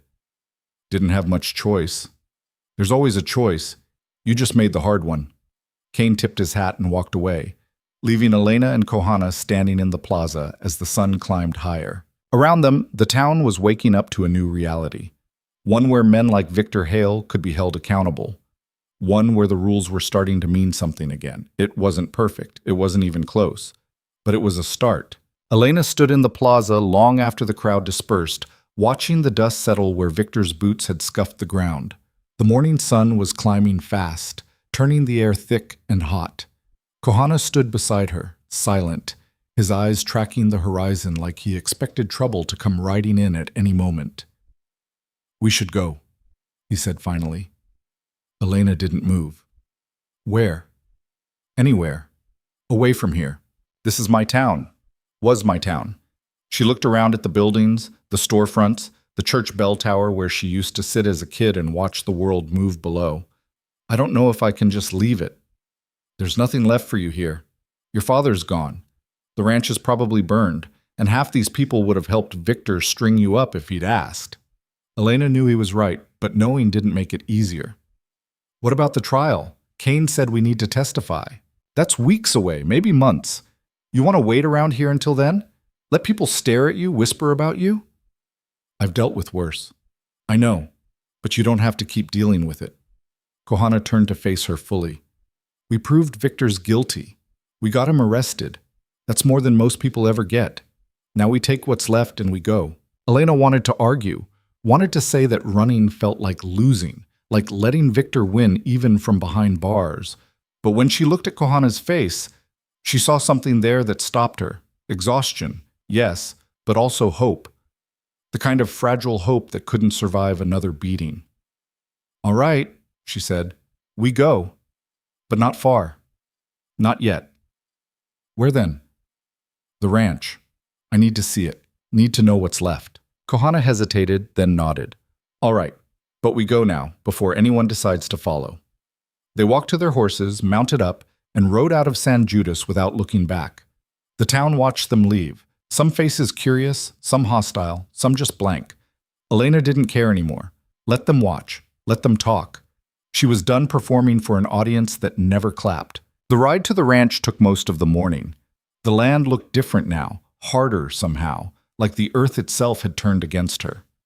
When they crested the final hill and saw what was left of the Montclair property, Elena's breath caught. The house was gone. Not damaged, not partially burned, gone. Just a black scar on the ground where walls used to stand, with the stone chimney rising up like a gravestone. The barn was a skeleton of charred beams. The fences were torn down, the corral empty. Elena dismounted and walked through the ruins slowly, her boots crunching on ash and broken glass. She found pieces of her life scattered among the wreckage. A bent fork, a scorched photograph frame with no picture left inside, the iron hinge she'd been fixing the day Victor came to threaten her. Kohana stayed back, giving her space. Elena knelt beside what used to be the kitchen and picked up a piece of her mother's china plate, the blue pattern still visible under the soot. She'd eaten off these plates every day growing up. Her mother had too before the fever, and now it was just fragments. She heard footsteps behind her and turned to see Kohana approaching. I'm sorry, he said. Elena set down the plate carefully. It's just stuff. Wood and stone. My father said that before he died. He was right. Doesn't make it easier. No. Elena stood, brushing ash from her hands. But it makes it possible. They walked the property together, checking what was salvageable. The well was intact. A few tools had survived in the burned-out barn. The root cellar, dug deep into the hillside, still held jars of preserved food, dusty but unbroken. We could rebuild, Elena said, more to herself than to Kohana. Could. But should you? Elena looked at the blackened ground, the empty spaces where life used to be. I don't know. This place, it was my family's. My grandfather built it, my father kept it going, and I always thought I'd do the same. Pass it on to my kids someday, keep the line going. She shook her head. But now there's no line, just me. And I'm not sure that's enough. It's enough if you want it to be. What if I don't know what I want? Kohana was quiet for a moment. Then you take time to figure it out. No one's rushing you, not anymore. Elena walked to the edge of the property, where the land dropped off into the valley below. She could see for miles from here, the river winding south, the mountains in the distance, the scrubland stretching out like an ocean of dust and sage. What about you? She asked. What do you want? Kohana came to stand beside her. I want to stop running, want to have a name again, instead of just being the Apache. Want to wake up without wondering if today's the day someone puts a bullet in me. That's not asking for much. It's asking for everything. Kohana looked at her. And I want... He stopped, searching for words. I want to not be alone anymore. That's the hardest part, being alone. Elena met his eyes and saw the same thing she'd been feeling since her father died, since the house burned, since everything she'd known turned to ash. Loneliness. The kind that went bone deep and didn't care how many people were around you. Yeah, she said quietly. I know what you mean. They stood there as the sun climbed higher, two people who'd lost everything trying to figure out what came next. Then horses appeared on the road below. Kohana saw them first. Company. Elena counted 5 riders moving fast. Her hand went to her rifle, but Kohana shook his head. Those aren't bounty hunters. Look at the way they ride. Too organized. The riders got closer, and Elena recognized the one in front, Marshal Kane. The others were his deputies, the same ones who'd arrested Victor. They rode up to the burned ruins and dismounted. Kane looked around, taking in the destruction, his face hard. Hell of a mess, he said. Victor's work? Elena asked. Probably, or people acting on his orders before we arrested him. Either way, it's arson, destruction of property. I can add it to the charges. Won't bring the house back. No. But it'll put him away longer. Kane pulled off his hat, wiping sweat from his forehead. That's actually why I'm here. We've got a problem. Elena's stomach tightened. What kind of problem? The kind where Victor Hale escaped custody last night. The words hit like a physical blow. Elena stared at Kane, waiting for him to say he was joking, that it was a mistake. He didn't. How? She said. Someone helped him. We're not sure who yet, but the cell door was unlocked from the outside, and the guard on duty is missing. We found his body this morning, throat cut, dumped in the alley behind the jail. Kohana swore under his breath. We've got men out looking, Kane continued, but Hale's got a head start. He could be anywhere by now. He'll come here, Elena said. That's what I figure, which is why I brought reinforcements. Kane gestured to his deputies. We're going to stake out the area, set a trap. When Hale shows up, and he will show up, we'll be ready. And if he doesn't come here, Kohana asked, then we track him down the old-fashioned way. But my guess? He's got unfinished business with you two. Men like Hale don't run. They settle scores. Elena looked at the ruins of her home, then at Kane. How long do we wait? Long as it takes. Could be hours, could be days. Kane replaced his hat. You two should hole up somewhere defensible. The root cellar, maybe. Stay out of sight until we flush him out. No, Elena said. Kane frowned. Excuse me? I'm not hiding. Not anymore. If Victor wants to finish this, then we finish it. Out in the open. That's a good way to get yourself killed. So is hiding in a hole waiting for him to dig me out. Elena's voice was steady, final. I've been running from this man, or hiding from him, or trying to outsmart him for weeks. I'm done. He comes here. We face him. Together. Kane looked like he wanted to argue, but something in Elena's expression stopped him. He turned to Kohana. You agree with this? Kohana met Elena's eyes, and something passed between them. An understanding, a shared exhaustion with fear. Yeah, he said. I do. Kane sighed. All right, but we do it my way. Controlled. Tactical. You two don't go off half-cocked and get yourselves shot before we can arrest him properly. Agreed, Elena said. Kane started giving orders to his deputies, positioning them around the property, setting up sight lines and fallback positions. It was clear he'd done this before. The calm efficiency of a man who'd walked into danger enough times to know how to walk out again. Elena and Kohana helped where they could, moving debris to create cover, filling canteens from the well, checking ammunition. The work kept their hands busy, but Elena's mind was racing. Victor was out there, somewhere, planning his next move. And when he came, it wouldn't be subtle. Men like Victor didn't do subtle when they were cornered. By midday, everything was ready. The deputies were hidden in positions around the burned house, rifles loaded and ready. Kane took a spot near the barn ruins, with a clear view of the approach road. Elena and Kohana stayed near the well, exposed but armed, bait for a trap they hoped would spring. The waiting was worse than the running had been. At least when they were moving, there was purpose, direction. Now there was just heat and silence and the weight of anticipation. You scared? Elena asked quietly. Kohana checked his revolver for the third time. Yeah. Good. Me too. That's supposed to be comforting? Little bit. Elena looked at him. If this goes bad, if Victor gets the drop on us, it won't. But if it does, I want you to know. She stopped, not sure how to finish. What did you say to someone who'd become the only constant in your life when everything else had burned? Thank you felt too small. I care about you felt too big. Kohana saved her the trouble. I know, he said simply. Me too. They didn't talk after that, just stood together in the ruins of what used to be Elena's life and waited for the man who'd destroyed it to show his face. The sun was starting its descent when they heard the horses. Not 5 or 6, but more, maybe a dozen, coming from the east. Cain signaled his deputies to hold position, stay quiet. Elena's heart hammered against her ribs. The riders came into view, and Elena's blood went cold. Victor was at the front, riding the same black gelding he always rode, looking like he was heading to a business meeting instead of a confrontation. Behind him rode men Elena recognized, ranch hands who'd worked Victor's properties, a few shopkeepers from town, even the deputy mayor.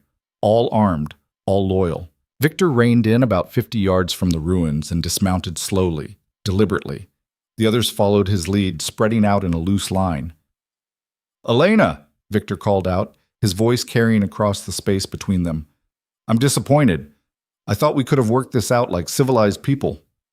Elena stepped forward. "You killed a guard and broke out of jail. That's not civilized." "A misunderstanding. The guard was careless, and I simply took advantage of an opportunity." Victor smiled, the same charming smile he'd used when he proposed to her. "But I'm willing to forgive your part in this unfortunate series of events. Come back with me. We'll straighten everything out with the authorities, explain that you were coerced, traumatized. They'll understand." "I'm not going anywhere with you." Victor's smile faded. "Then you're making this more difficult than it needs to be." "Good." Victor's eyes shifted to Kohana, and something ugly crossed his face. "And you. I should have killed you when I had the chance. Should have put you down with the rest of your people." Kohana didn't respond. Just stood there, steady as stone. "Nothing to say?" Victor taunted. "No great Apache warrior speech before you die?" "I'm not dying today," Kohana said quietly. "We'll see about that." Victor raised his hand, and the men behind him drew their weapons. Marshal Cain stepped out from cover, rifle aimed. "Victor Hale, you're under arrest. Order your men to drop their weapons." Victor didn't even look at him. "Marshal Cain, I wondered when you'd make an appearance. Tell me, how much would it take to convince you to look the other way? 5,000? 10? I'm not for sale. Everyone's for sale. It's just a matter of price." Victor's hand moved to his own sidearm. "But if you're feeling principled today, then I suppose we do this the hard way." Everything happened at once. Victor drew, firing at Cain. The shot went wide, but it was the signal. His men opened up, bullets tearing through the air. Cain's deputies returned fire from their positions, and suddenly the ruins of the Montclair ranch became a battlefield. Elena dropped behind the well, pulling Kohana down with her. Bullets chipped stone, kicked up dust, whined overhead. She fired back, aiming for Victor, but he was already moving, using his horse for cover. The fight was chaos, men shouting, guns roaring, the smell of powder smoke thick in the air. One of Victor's men went down, then another. A deputy cried out, clutching his leg. Cain was still standing, still firing, his face grim and focused. Elena saw Victor circling around, trying to flank them. She tapped Kohana's shoulder and pointed. He nodded, understanding without words. They split up. Elena went left, using the barn ruins for cover. Kohana went right, moving fast and low. Victor didn't see them coming until it was too late. Kohana tackled him from the side, and they went down hard. Victor's gun flew from his hand, landing in the dirt. They rolled, punching, clawing, fighting like animals. Kohana got on top, slamming his fist into Victor's face once, twice. Blood sprayed, but Victor was strong, fueled by rage and desperation. He bucked, throwing Kohana off, and scrambled for his gun. His fingers closed around it just as Elena appeared, her rifle aimed at his head. "Don't," she said. Victor froze, the gun halfway raised. Blood ran from his nose, and his perfect hair was matted with dirt and sweat. He looked nothing like the polished businessman who'd proposed to her in the parlor of her father's house. "You won't shoot me," Victor said. "You sure about that? You're not a killer, Elena. You're too soft. Too good." Victor's eyes flicked to Kohana, who was getting to his feet. "That's your weakness. You actually care about people, about justice, about doing the right thing. And you don't? I care about winning, and I always win." Victor's hand tensed on the gun. Elena pulled the trigger. The shot went through Victor's shoulder, spinning him around. He dropped the gun, screaming, clutching the wound. Elena walked forward and kicked the gun away. "You're wrong," she said. "I do care about doing the right thing. That's why you're still alive." Around them, the gunfight was ending. Most of Victor's men had surrendered or run. Kane's deputies were rounding up the ones who stayed. Kane himself approached, limping slightly, blood on his sleeve but still standing. "Is he—" Kane started. "Alive," Elena said. "Wounded, but alive." Kane looked down at Victor, who was curled on the ground, groaning. "Good. I want him to stand trial properly this time. No escape, no bribes. Just a rope or a cell for the rest of his miserable life." Two deputies hauled Victor to his feet. He looked at Elena, hatred burning in his eyes. "This isn't over." "Yeah," Elena said. "It is." They dragged him away, loading him into a wagon with the other prisoners. Kane organized his men, counted the wounded, assessed the damage. 3 of Victor's men were dead. 1 deputy was badly hurt but would probably survive. The rest were just bruised and bleeding. Elena sat down on a piece of rubble, suddenly exhausted. Kohana sat beside her, wiping blood from his split knuckles. "You all right?" he asked. "No, but I will be." They sat in silence, watching the sun sink lower. The smell of gun smoke was fading, replaced by the clean scent of desert wind. In the distance, a hawk circled, hunting. Kane approached, his arm wrapped in a makeshift bandage. "You two did good, real good." "We just did what we had to," Elena said. "Most people don't. Most people run, or give up, or take the easy way out." Kane sat down beside them, groaning slightly. "You fought back. That takes guts." "Didn't feel like guts. Felt like survival." "Sometimes they're the same thing." Kane looked at the burned ruins. "What are you going to do now? Rebuild?" Elena looked at the blackened ground, the empty spaces. She thought about her father, about the life he'd lived here, the legacy he'd left. And she thought about herself, about who she'd been and who she might become. "No," she said finally. "I don't think so. This place, it's done. Finished. Trying to bring it back would be like trying to resurrect something that's already buried." "So what then?" Elena glanced at Kohana. "I don't know yet. Something different. Something that's mine." Kane nodded slowly. "Fair enough. Well, when you figure it out, you let me know. In the meantime, I'll need you both in redemption for the trial. Victor's going to throw everything he's got at us, and we need your testimony to make sure he goes down hard." "We'll be there," Kohana said. "Good." Kane stood, wincing. "I'm heading back tonight. You two are welcome to ride with us, or you can take your time. Either way, watch your backs. Victor's got friends who might not take kindly to what happened here." "We can handle ourselves," Elena said. "Yeah, I noticed." Kane tipped his hat and walked away, barking orders at his men. Elena and Kohana stayed on the rubble, watching the activity around them. The deputies were loading bodies, tending wounds, securing prisoners. The chaos of violence giving way to the mundane work of aftermath. "You meant what you said?" Kohana asked. "About not rebuilding?" "Yeah, I think I did." Elena picked up a piece of charred wood, turning it over in her hands. "This place, it was never really mine. It was my grandfather's, then my father's. I just inherited it. And maybe that's not enough. Maybe I need to build something that's actually mine from the start. What would that look like? I don't know. Maybe another ranch, somewhere else. Or maybe something completely different. Maybe I'm not a rancher at all. Maybe I'm—" She stopped, realizing she didn't know how to finish. What was she, without the ranch, without her father's legacy, without the life she'd always assumed would be hers? "You're someone who doesn't quit," Kohana said. "Someone who fights for what she believes in. That's who you are. The rest is just details." Elena looked at him, this man who'd been a stranger a few weeks ago and was now the person who knew her best. "What about you? Who are you, if you're not the Apache who survived?" Kohana thought about it. "I'm still figuring that out, but I think I'm someone who wants to live, not just survive. Big difference." "Yeah, there is." They sat together as the light faded. Two people who'd lost everything and gained something they couldn't quite name yet. Something fragile and new, like the first green shoots after a fire. Eventually they stood and walked to their horses. The deputies were mounting up, ready to head back to redemption. Kane waved them over. "You coming?" he called. Elena looked at Kohana. He looked back. Tomorrow, she called back. We'll catch up tomorrow. Kane nodded and rode off, the wagon with the prisoners creaking behind him. Elena and Kohana stayed on the ruined ranch as night fell, building a small fire from the debris. They didn't talk much. There wasn't much that needed saying. But at some point, as the stars came out and the desert cooled, Elena said, "Thank you." For what? For being here. For staying. Kohana looked at her across the fire, his face half in shadow. Where else would I go? Anywhere. You're free now. Victor's arrested, the truth's out.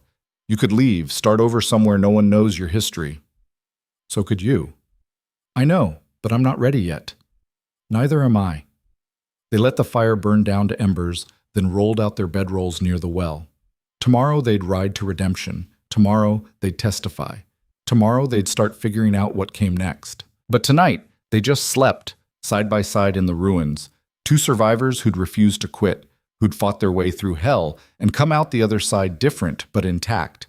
And in the morning, when the sun rose over the burned ground, they'd wake up free. They woke before dawn, the cold desert air biting through their blankets. Elena's back ached from sleeping on hard ground, and when she sat up, every muscle protested. Kohana was already awake, crouched by the remains of last night's fire, coaxing it back to life with small sticks and dry grass. Coffee? He asked without looking up. Please. He had water boiling in a dented pot he'd salvaged from the barn ruins. The coffee, when it came, was bitter and weak, but it was hot, and that was enough. They drank in silence, watching the sky turn from black to purple to orange. You sleep? Elena asked. Some. You? Not much. She wrapped her hands around the tin cup, letting the warmth seep into her fingers. Kept thinking about the trial, about what happens if Victor's lawyers tear our testimony apart. They'll try, but Kane's got the journal, the witnesses from the fort, the evidence, that's solid. Evidence can be dismissed. Witnesses can be intimidated. Journals can be called forgeries. Elena took another sip. I've seen it happen.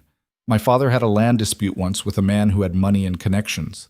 We had proof, clear as day. Judge threw it out anyway, said the documentation was questionable. This is different. How? Because this time the whole territory's watching. Victor made too much noise, burned too many bridges. People want to see him fall. Kohana poured himself more coffee. And because we're not giving up. That makes a difference. Elena wanted to believe him. But she'd learned the hard way that wanting something didn't make it true. They packed up what little they had and rode out as the sun cleared the horizon. The journey to redemption took all day, the horses moving at a steady pace through country that seemed determined to remind them how small they were. By the time they reached town, the shadows were long and the air had that particular quality of evening light that made everything look softer than it was. Marshal Kane met them at the edge of town, still wearing the same blood-stained shirt from yesterday, though someone had attempted to clean it. Glad you made it, he said. Trial starts tomorrow morning. Judge Hollister arrived this afternoon, and he's not wasting time. Wants this wrapped up fast. That good or bad? Elena asked. Depends on how it goes. Hollister's fair from what I hear. Doesn't take bribes, doesn't play favorites, but he's also impatient with anything that smells like theatrics. Kane gestured toward the town. I've got rooms for you at the boarding house. Mrs. Chen runs it.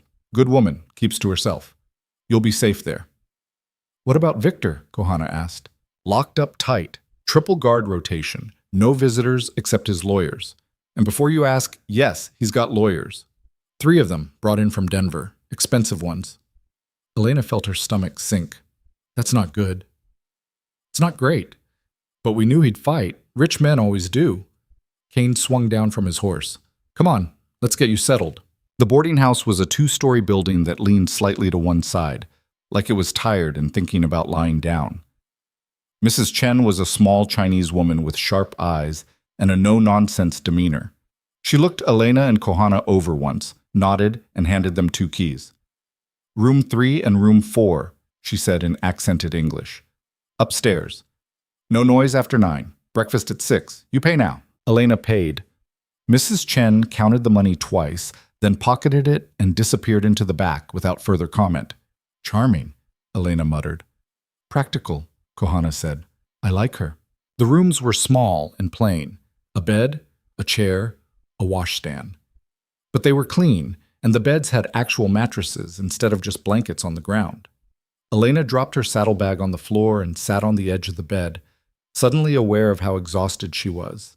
Not just tired from riding, but worn down to the bone from weeks of running and fighting and never quite feeling safe. Someone knocked on the door. Elena tensed, her hand moving toward her rifle, but it was just Kohana. "Kane wants to go over testimony," he said. "Downstairs in 10 minutes. "All right." But Elena didn't move. She just sat there, staring at the floor, trying to gather the energy to stand up and keep going. Kohana stepped inside and closed the door. "You all right?" "I don't know. Am I supposed to be?" "No rule says you have to be." He leaned against the wall. "You've been holding it together for weeks. It's okay if you fall apart a little now. I can't afford to fall apart. Not with the trial tomorrow. One night won't hurt. Fall apart tonight. Pull yourself together in the morning." Elena looked at him, this man who'd been a stranger and was now the person she trusted most in the world. "Is that what you do?" "Sometimes, when I can." Kohana's expression was hard to read. "Other times I just keep moving until I'm too tired to think." "That sounds exhausting." "It is, but it works." They went downstairs and found Kane in the boarding house's small parlor, papers spread across a table. He'd cleaned up some, new shirt, face washed, but his eyes still had that hollowed-out look that came from too many long days and not enough sleep. "Sit," he said without preamble. "We need to go over what you're going to say tomorrow.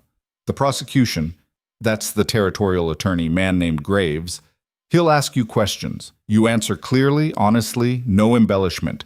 Victor's lawyers will cross-examine, try to poke holes in your story. Don't let them rattle you." "What kind of holes?" Elena asked. "Your relationship with Victor, for starters. They'll say you had a grudge because he broke off the engagement." "He didn't break it off. I did, by buying Kohana." "Doesn't matter. They'll twist it, make it sound like you're a scorned woman seeking revenge." Kane looked at Kohana. "And you? They'll go after your credibility. Say you're lying to save your own skin, or that you're too traumatized to remember clearly. They might even suggest you were part of the raiding party that justified the attack on your village." Kohana's jaw tightened. "That's a lie." "I know, but lies work if people want to believe them. Your job is to stay calm, stick to the facts, and don't give them ammunition." Kane shuffled through his papers. "Now, let's run through the sequence of events. Elena, start from the day of the auction." They spent the next 2 hours going over everything: dates, details, conversations. Kane asked the same questions 3 different ways, testing their answers, making sure their stories aligned. By the time he was satisfied, Elena's head was pounding and her throat was dry from talking. "Good," Kane said finally. "You're ready. Get some sleep. Court starts at 9. Elena went back to her room and tried to sleep. It didn't work. She lay in bed staring at the ceiling, listening to the sounds of the town settling in for the night. Footsteps on the boardwalk, a piano playing in the saloon, someone shouting something unintelligible. Around midnight, she gave up and went to the window. The street below was quiet now, just a few oil lamps burning in windows. She could see the jail from here, a squat building with barred windows. Victor was in there somewhere, probably not sleeping either. She wondered what he was thinking, if he felt any regret, any recognition that he destroyed lives for profit. Probably not. Men like Victor didn't think that way. They saw the world as a game and other people as pieces to be moved or removed as necessary. A soft knock on her door made her turn. Kohana stood in the hallway, barefoot, wearing just his shirt and pants. "Can't sleep either?" he asked. "No." "Mind if I come in?" Elena stepped aside. Kohana entered and sat in the chair by the washstand. They didn't talk for a while, just sat in the darkness, the silence somehow easier than words. "You ever think about what happens after?" Elena asked finally. "After the trial? After Victor's convicted or acquitted or whatever happens?" "All the time." "And?" Kohana was quiet, thinking. "I don't know. For so long, my whole life was about surviving. Getting through the next day, the next hour. I didn't think past that because it seemed pointless, but now—" He paused. "Now I'm starting to think maybe there's something beyond just surviving, something worth building toward." "Like what?" A life. A real one, not running, not hiding, just living. He looked at her. What about you? Elena thought about the question. A month ago, the answer would have been simple. Run the ranch, marry Victor, keep her father's legacy alive. But that future had burned with the house, and she wasn't sure what replaced it. I think I want to stop trying to be what other people expect, she said slowly. My whole life, I've been William Montclair's daughter, or Victor Hale's fiancée, or the woman who inherited the ranch, always defined by someone else. I want to figure out who I am when none of that matters. And who do you think that is? I don't know yet, but I'm starting to think maybe that's okay. Maybe you don't have to know who you are before you start becoming it. Kohana smiled slightly. That's almost philosophical. Don't tell anyone. I've got a reputation as a hard ass to maintain. They sat in comfortable silence until Elena started to feel sleep pulling at her. Kohana stood to leave, but Elena stopped him. Stay, she said. Just stay here. You can take the chair or the floor. I don't care. I just don't want to be alone tonight. Kohana looked at her for a long moment, then nodded.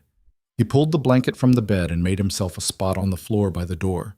Within minutes, his breathing had evened out into sleep. Elena lay down and closed her eyes. This time, sleep came. The courtroom was packed. Every seat filled, people standing along the walls, more crowded outside trying to hear through the windows. The whole territory had turned out to watch Victor Hale's trial, drawn by the same morbid curiosity that made people slow down to look at accidents. Elena sat in the front row with Kohana, Kane on her other side. Across the aisle, Victor sat at the defense table with his 3 lawyers, all of them in expensive suits that probably cost more than Elena's horse. Victor himself looked composed, almost bored, like this was a minor inconvenience rather than a trial that could end with him hanging. Judge Hollister entered, and everyone stood. He was older than Elena expected, maybe 70, with white hair and the kind of weathered face that suggested he'd seen everything and wasn't impressed by any of it. He took his seat, banged his gavel once, and the trial began. The territorial attorney, Graves, presented the prosecution's case methodically. He entered the journal into evidence, called Sergeant Garrett to testify about the bribe, brought in 2 other soldiers who corroborated the story. Their testimony was damning, clear, consistent, backed by documentation. Victor's lawyers objected constantly, trying to exclude evidence, impeach witnesses, create doubt.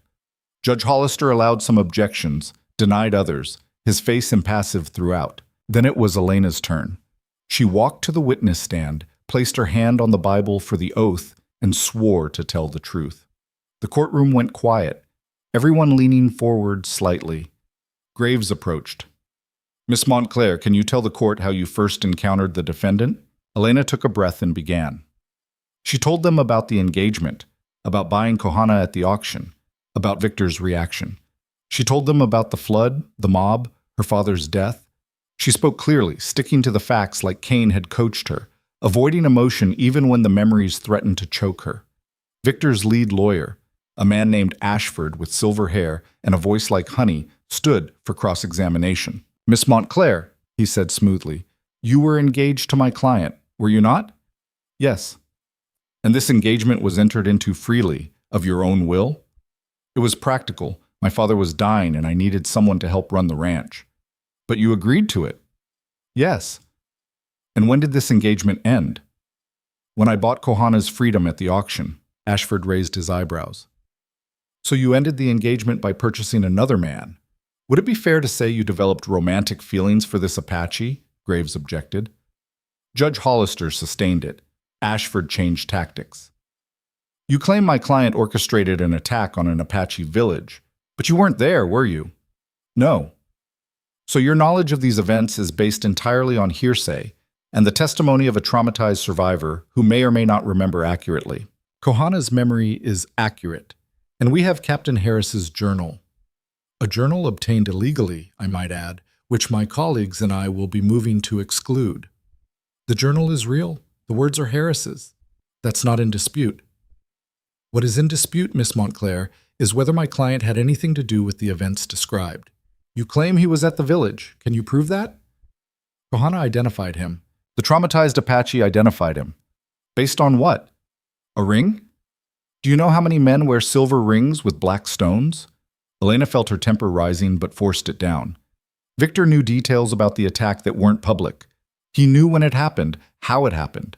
Or perhaps he heard those details the same way everyone else did, through rumor and gossip in a small territory where news travels fast. Ashford smiled. Miss Montclair, isn't it true that you were angry at my client for pressuring you into marriage, for treating your ranch as his property? He did treat it as his property. And when you tried to assert your independence by buying the Apache, my client objected. This angered you further. Enough that when you learned about the village attack, you saw an opportunity for revenge. That's not... You fabricated evidence, coerced testimony, and constructed an elaborate narrative designed to destroy a man whose only crime was caring about your safety and trying to protect you from your own poor judgment. Elena's hands gripped the edge of the witness stand. That's a lie. Everything I've said is true, and you know it. What I know, Miss Montclair, is that you're a young woman who made some questionable choices and is now trying to justify them by accusing an innocent man of terrible crimes. Ashford turned to the judge. No further questions. Elena stepped down, shaking with suppressed fury. Kohana gave her a look that said he understood, that he'd seen through Ashford's performance. Then it was Kohana's turn. He walked to the stand with his head high, his movements deliberate. When he placed his hand on the Bible and swore the oath, his voice was steady. Graves took him through his testimony, the attack, Victor's presence, the ring, the order to burn everything. Kohana spoke without emotion, just facts, letting the horror speak for itself.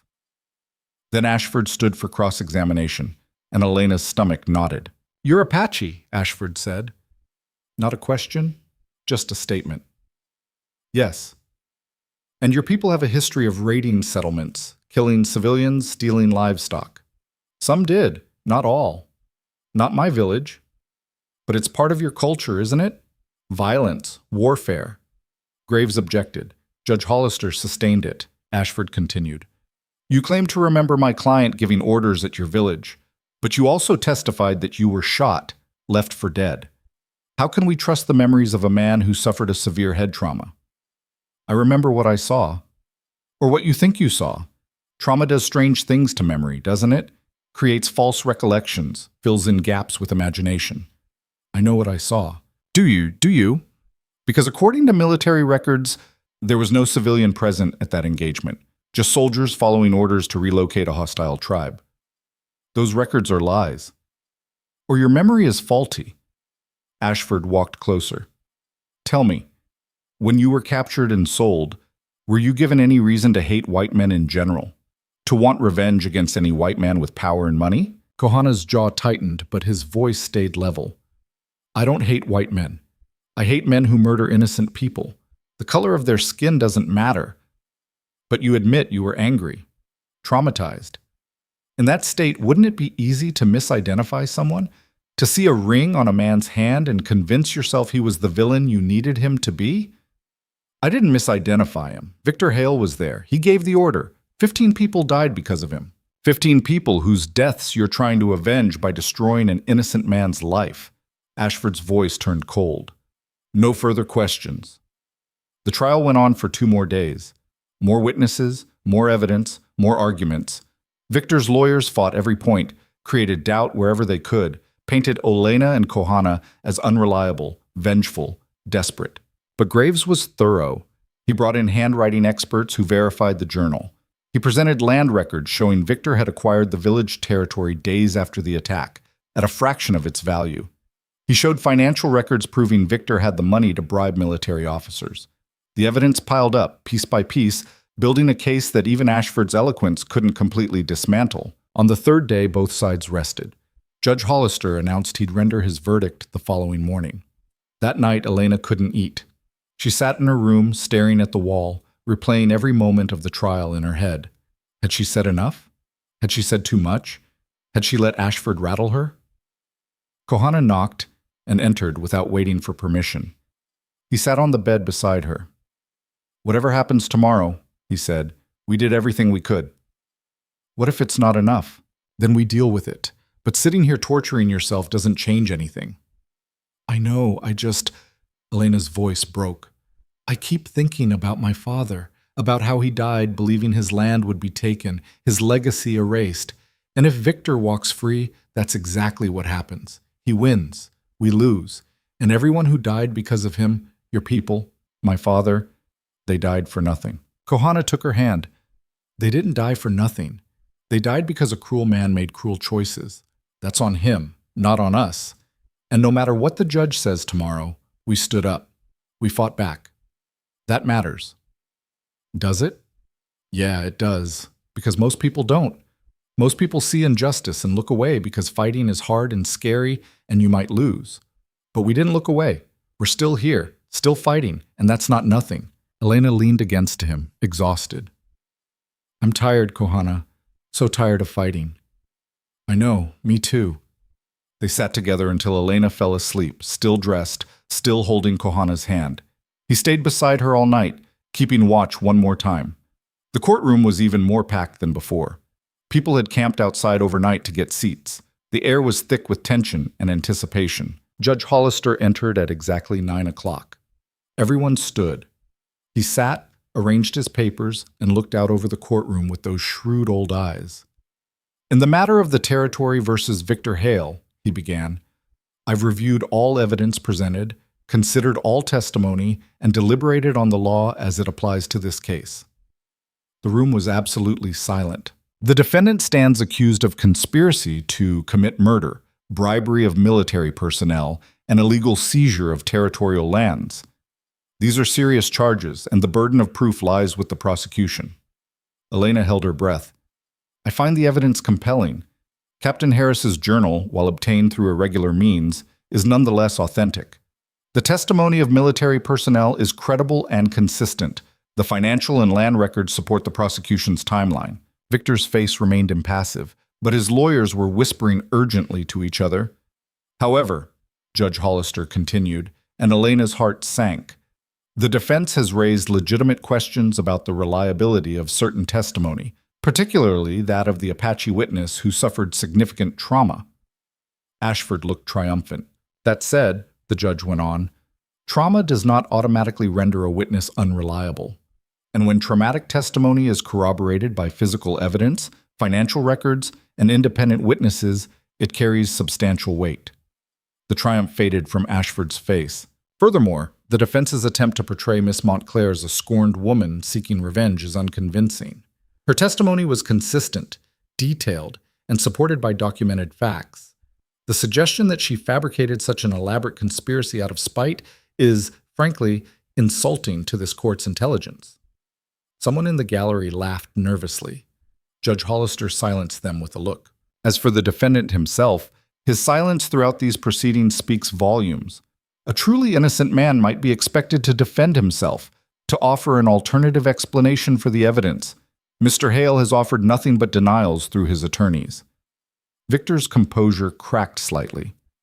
After careful consideration, I find the defendant, Victor Hale, guilty on all charges. The courtroom erupted, people shouting, crying, arguing. Judge Hollister banged his gavel repeatedly until order was restored. Sentencing will take place 1 week from today. Until then, the defendant will remain in custody. Court is adjourned. Elena sat frozen, unable to process what she'd just heard. Guilty. On all charges. They'd won. Kohana's hand found hers, squeezing tight. When she looked at him, his eyes were wet. Around them, people were surging forward, trying to reach them, to congratulate or condemn or just be part of the moment. Marshal Kane appeared, creating space, shepherding Elena and Kohana out through a side door. Outside, the sun was bright and harsh. Elena blinked, disoriented, like she'd stepped out of a cave after years underground. You did it, Kane said. Both of you. You actually did it. What happens now? Elena asked. Sentencing in a week. Given the severity of the crimes, Hollister will probably give him life in prison. Maybe even hang him, though that's less likely for a first conviction. Kane looked at them both. You're free. Truly free. Victor can't touch you anymore. Free. The word felt strange, like a language Elena had forgotten how to speak. Over the next week, the territory couldn't stop talking about the trial. Newspapers ran stories, some sympathetic to Victor, most not. People debated in saloons and churches and general stores. The consensus seemed to be that justice, for once, had actually been served. Elena and Kohana stayed in redemption, waiting for sentencing. They didn't talk much about what came after. It was like they were both holding their breath, waiting for something to break the spell. On the day of sentencing, they returned to the courtroom. Judge Hollister wasted no time. Victor Hale, you have been found guilty of conspiracy to commit murder in the deaths of 15 Apache civilians, bribery of military officers, and illegal seizure of territorial lands. These crimes strike at the heart of law and order in this territory. They represent a betrayal of public trust and a flagrant disregard for human life. Victor stood, flanked by guards, his face a mask. The law allows me discretion in sentencing. I could show mercy, consider mitigating circumstances, take into account your contributions to this territory's economic development. Ashford looked hopeful. I choose not to. Your crimes were premeditated, calculated, and driven purely by greed. You showed no remorse then, and you show none now. Therefore, I sentence you to life imprisonment at the Territorial Penitentiary with no possibility of parole. Ashford started to object, but Judge Hollister cut him off. Furthermore, all assets and properties obtained through illegal means are hereby seized and will be liquidated.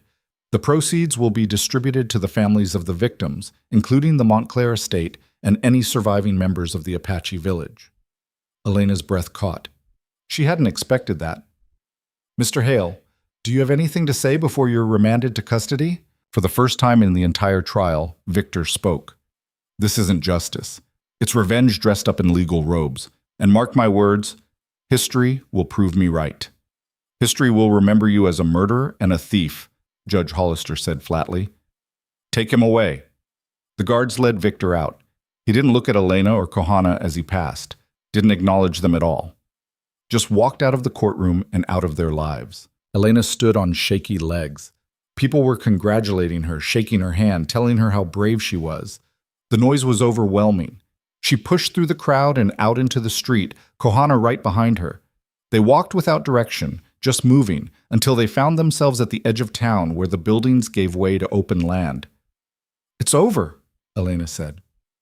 Yeah. I keep waiting to feel something, relief or happiness or anything, but I just feel empty. Kohana looked at her. That's normal. You've been running on anger and fear for so long.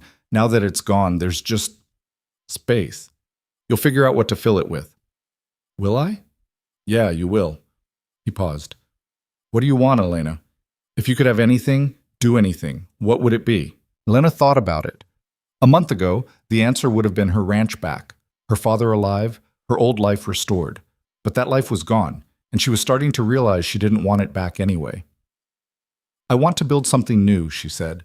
Something that's mine, not inherited or expected or imposed. I want to wake up in the morning and choose my own day. She looked at Kohana. And I want you there, if you want that too. Kohana was quiet for a long moment. Then he smiled, a real smile. Not the careful half-expressions he usually allowed himself. Yeah, I want that too. So what do? We start walking, see where we end up. It sounded impossibly simple. It probably was. But Elena found herself nodding anyway. They went back to the boarding house and packed their few belongings. Marshal Kane found them as they were saddling their horses. Leaving already? He asked. No reason to stay, Elena said. Kane handed her an envelope. This came for you.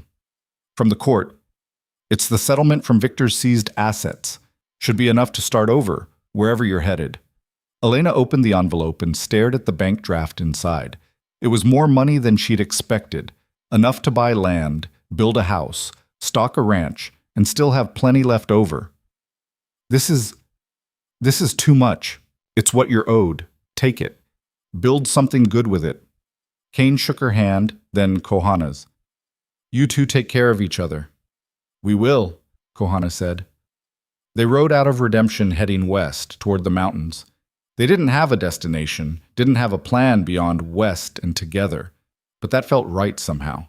The land opened up before them, vast and empty and full of possibility. They rode through country that went from scrubland to forest, from desert heat to mountain cool. Some nights they camped under stars so bright it looked like someone had punched holes in the sky. Other nights they stayed in small towns, listening to strangers' stories, learning the rhythms of places where no one knew their names or their history. After 2 weeks, they found themselves in a valley tucked between mountain ranges, where a river ran clear and cold and the grass grew thick. There was a small settlement, maybe 20 families, a general store, a blacksmith. Nothing fancy, just people trying to live. "What do you think?" Kohana asked. Elena looked at the valley, at the way the light hit the water, at the space between the mountains where the sky stretched out forever. "I think it's possible." Possible? To build something here, to stay. They rode into the settlement and asked around. The storekeeper, a woman named Sarah with gray streaks in her hair and laugh lines around her eyes, told them about a piece of land up the valley that had been abandoned after the previous owner died.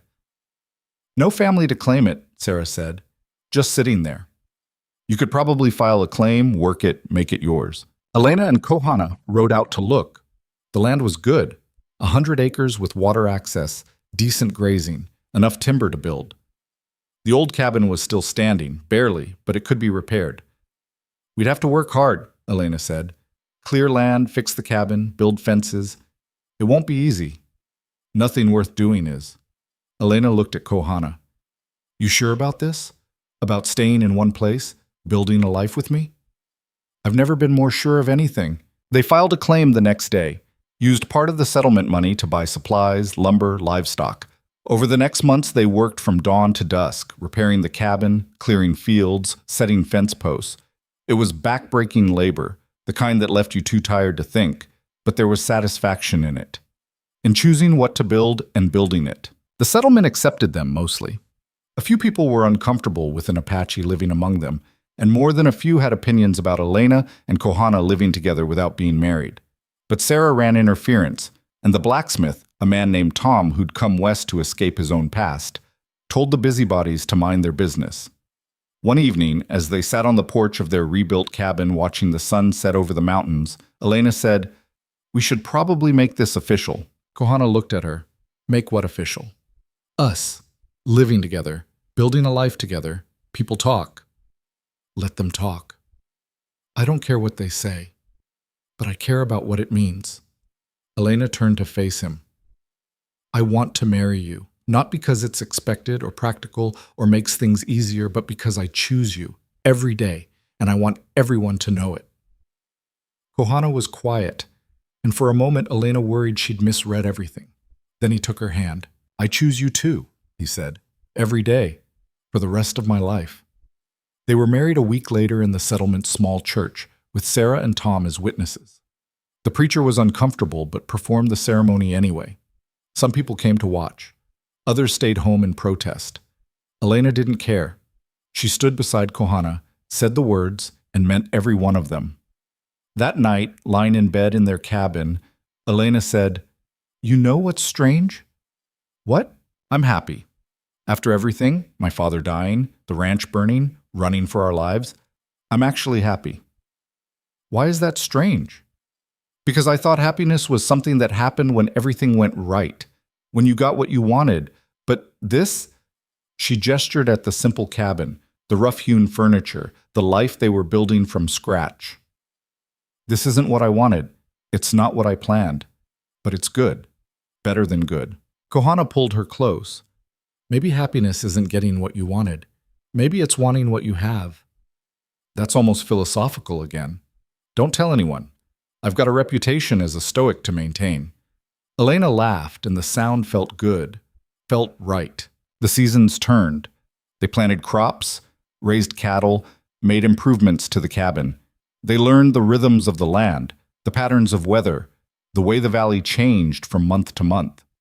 Elena learned things she'd never known at her father's ranch: how to read the sky for storms, how to coax vegetables from rocky soil, how to work beside someone as an equal partner rather than an employer or employee. Kohana learned, too, how to trust that staying in one place didn't mean getting trapped, how to build instead of just surviving, how to stop looking over his shoulder, expecting violence to find him. One afternoon in their second year, a rider came up the valley road. Elena recognized him from a distance, Marshal Kane, older now, moving a little slower but still wearing the badge. He dismounted and accepted the water Elena offered. "Heard you two were doing well," he said. "Wanted to see for myself." "We're getting by," Elena said. "What brings you all the way out here?" Kane pulled a newspaper from his saddlebag and handed it to her. "Thought you'd want to see this." The headline read, "Victor Hale dead in prison. Fellow inmate cited in killing." Elena read the article. Victor had been stabbed in the prison yard by another inmate, a man he'd apparently swindled in a business deal years ago. He'd died before the guards could get him to the infirmary. "How do you feel about it?" Kane asked. Elena handed the paper back. "I don't know. Part of me thought I'd feel relieved or vindicated or something. But mostly, I just feel done. Like that chapter of my life closed and I'm already in the next one." "That's probably healthy." "Probably." Elena looked at Kohana, who'd come out of the barn to see who was visiting. "We don't think about him much anymore. About any of it. We're too busy living." Kane smiled. "Good. That's exactly how it should be." He stayed for dinner, sharing news from the territory, who'd been elected, what laws had passed, which towns were growing and which were dying. As the sun set, he mounted up to leave. "You two ever regret it?" he asked. "Leaving everything behind, starting over out here?" Elena and Kohana looked at each other, and something passed between them that didn't need words. "No," Elena said. "Not once." Kane tipped his hat and rode off into the gathering darkness. That night, lying in bed, Kohana said, "Do you think we made a difference?" With Victor, the trial, all of it. Elena thought about it. "I think we proved that people who get knocked down can get back up. That power isn't permanent. That the truth matters, even when it's hard and costs everything to tell it. That's something." "Yeah, it is." The years continued to pass, marked not by dramatic events, but by the steady accumulation of small moments. Planting, harvesting, repairing, building. They made friends in the settlement, helped neighbors when needed, accepted help when offered. They weren't perfect, they argued sometimes, made mistakes, struggled with the same human flaws everyone did. But they worked through it, together. Elena never went back to San Judas. She heard through Kane that the town had changed after Victor's conviction. New people moving in, old power structures crumbling, a slow shift towards something more equitable. The Montclair ranch land was eventually sold, the proceeds added to the settlement Elena had already received. She used some of it to help establish a school in their valley settlement, a place where all children could learn regardless of their background. Kohana started teaching some of the young men in the settlement the skills he'd learned growing up: tracking, reading the land, surviving in harsh country. At first, parents were skeptical, but when a child got lost in the mountains and Kohana found him within hours, following signs no one else could see, the skepticism faded. On their 10th anniversary, they sat on the porch of their cabin, expanded now, with a second room and a proper chimney, and looked out over land they'd transformed from abandoned scrub to productive ranch. "You ever miss it?" Kohana asked. "Your old life?" Elena shook her head. "That wasn't my life. That was my father's life, my grandfather's life. I was just trying to fit into a shape that wasn't mine." She leaned against him. "This is my life, the one I chose, the one I built.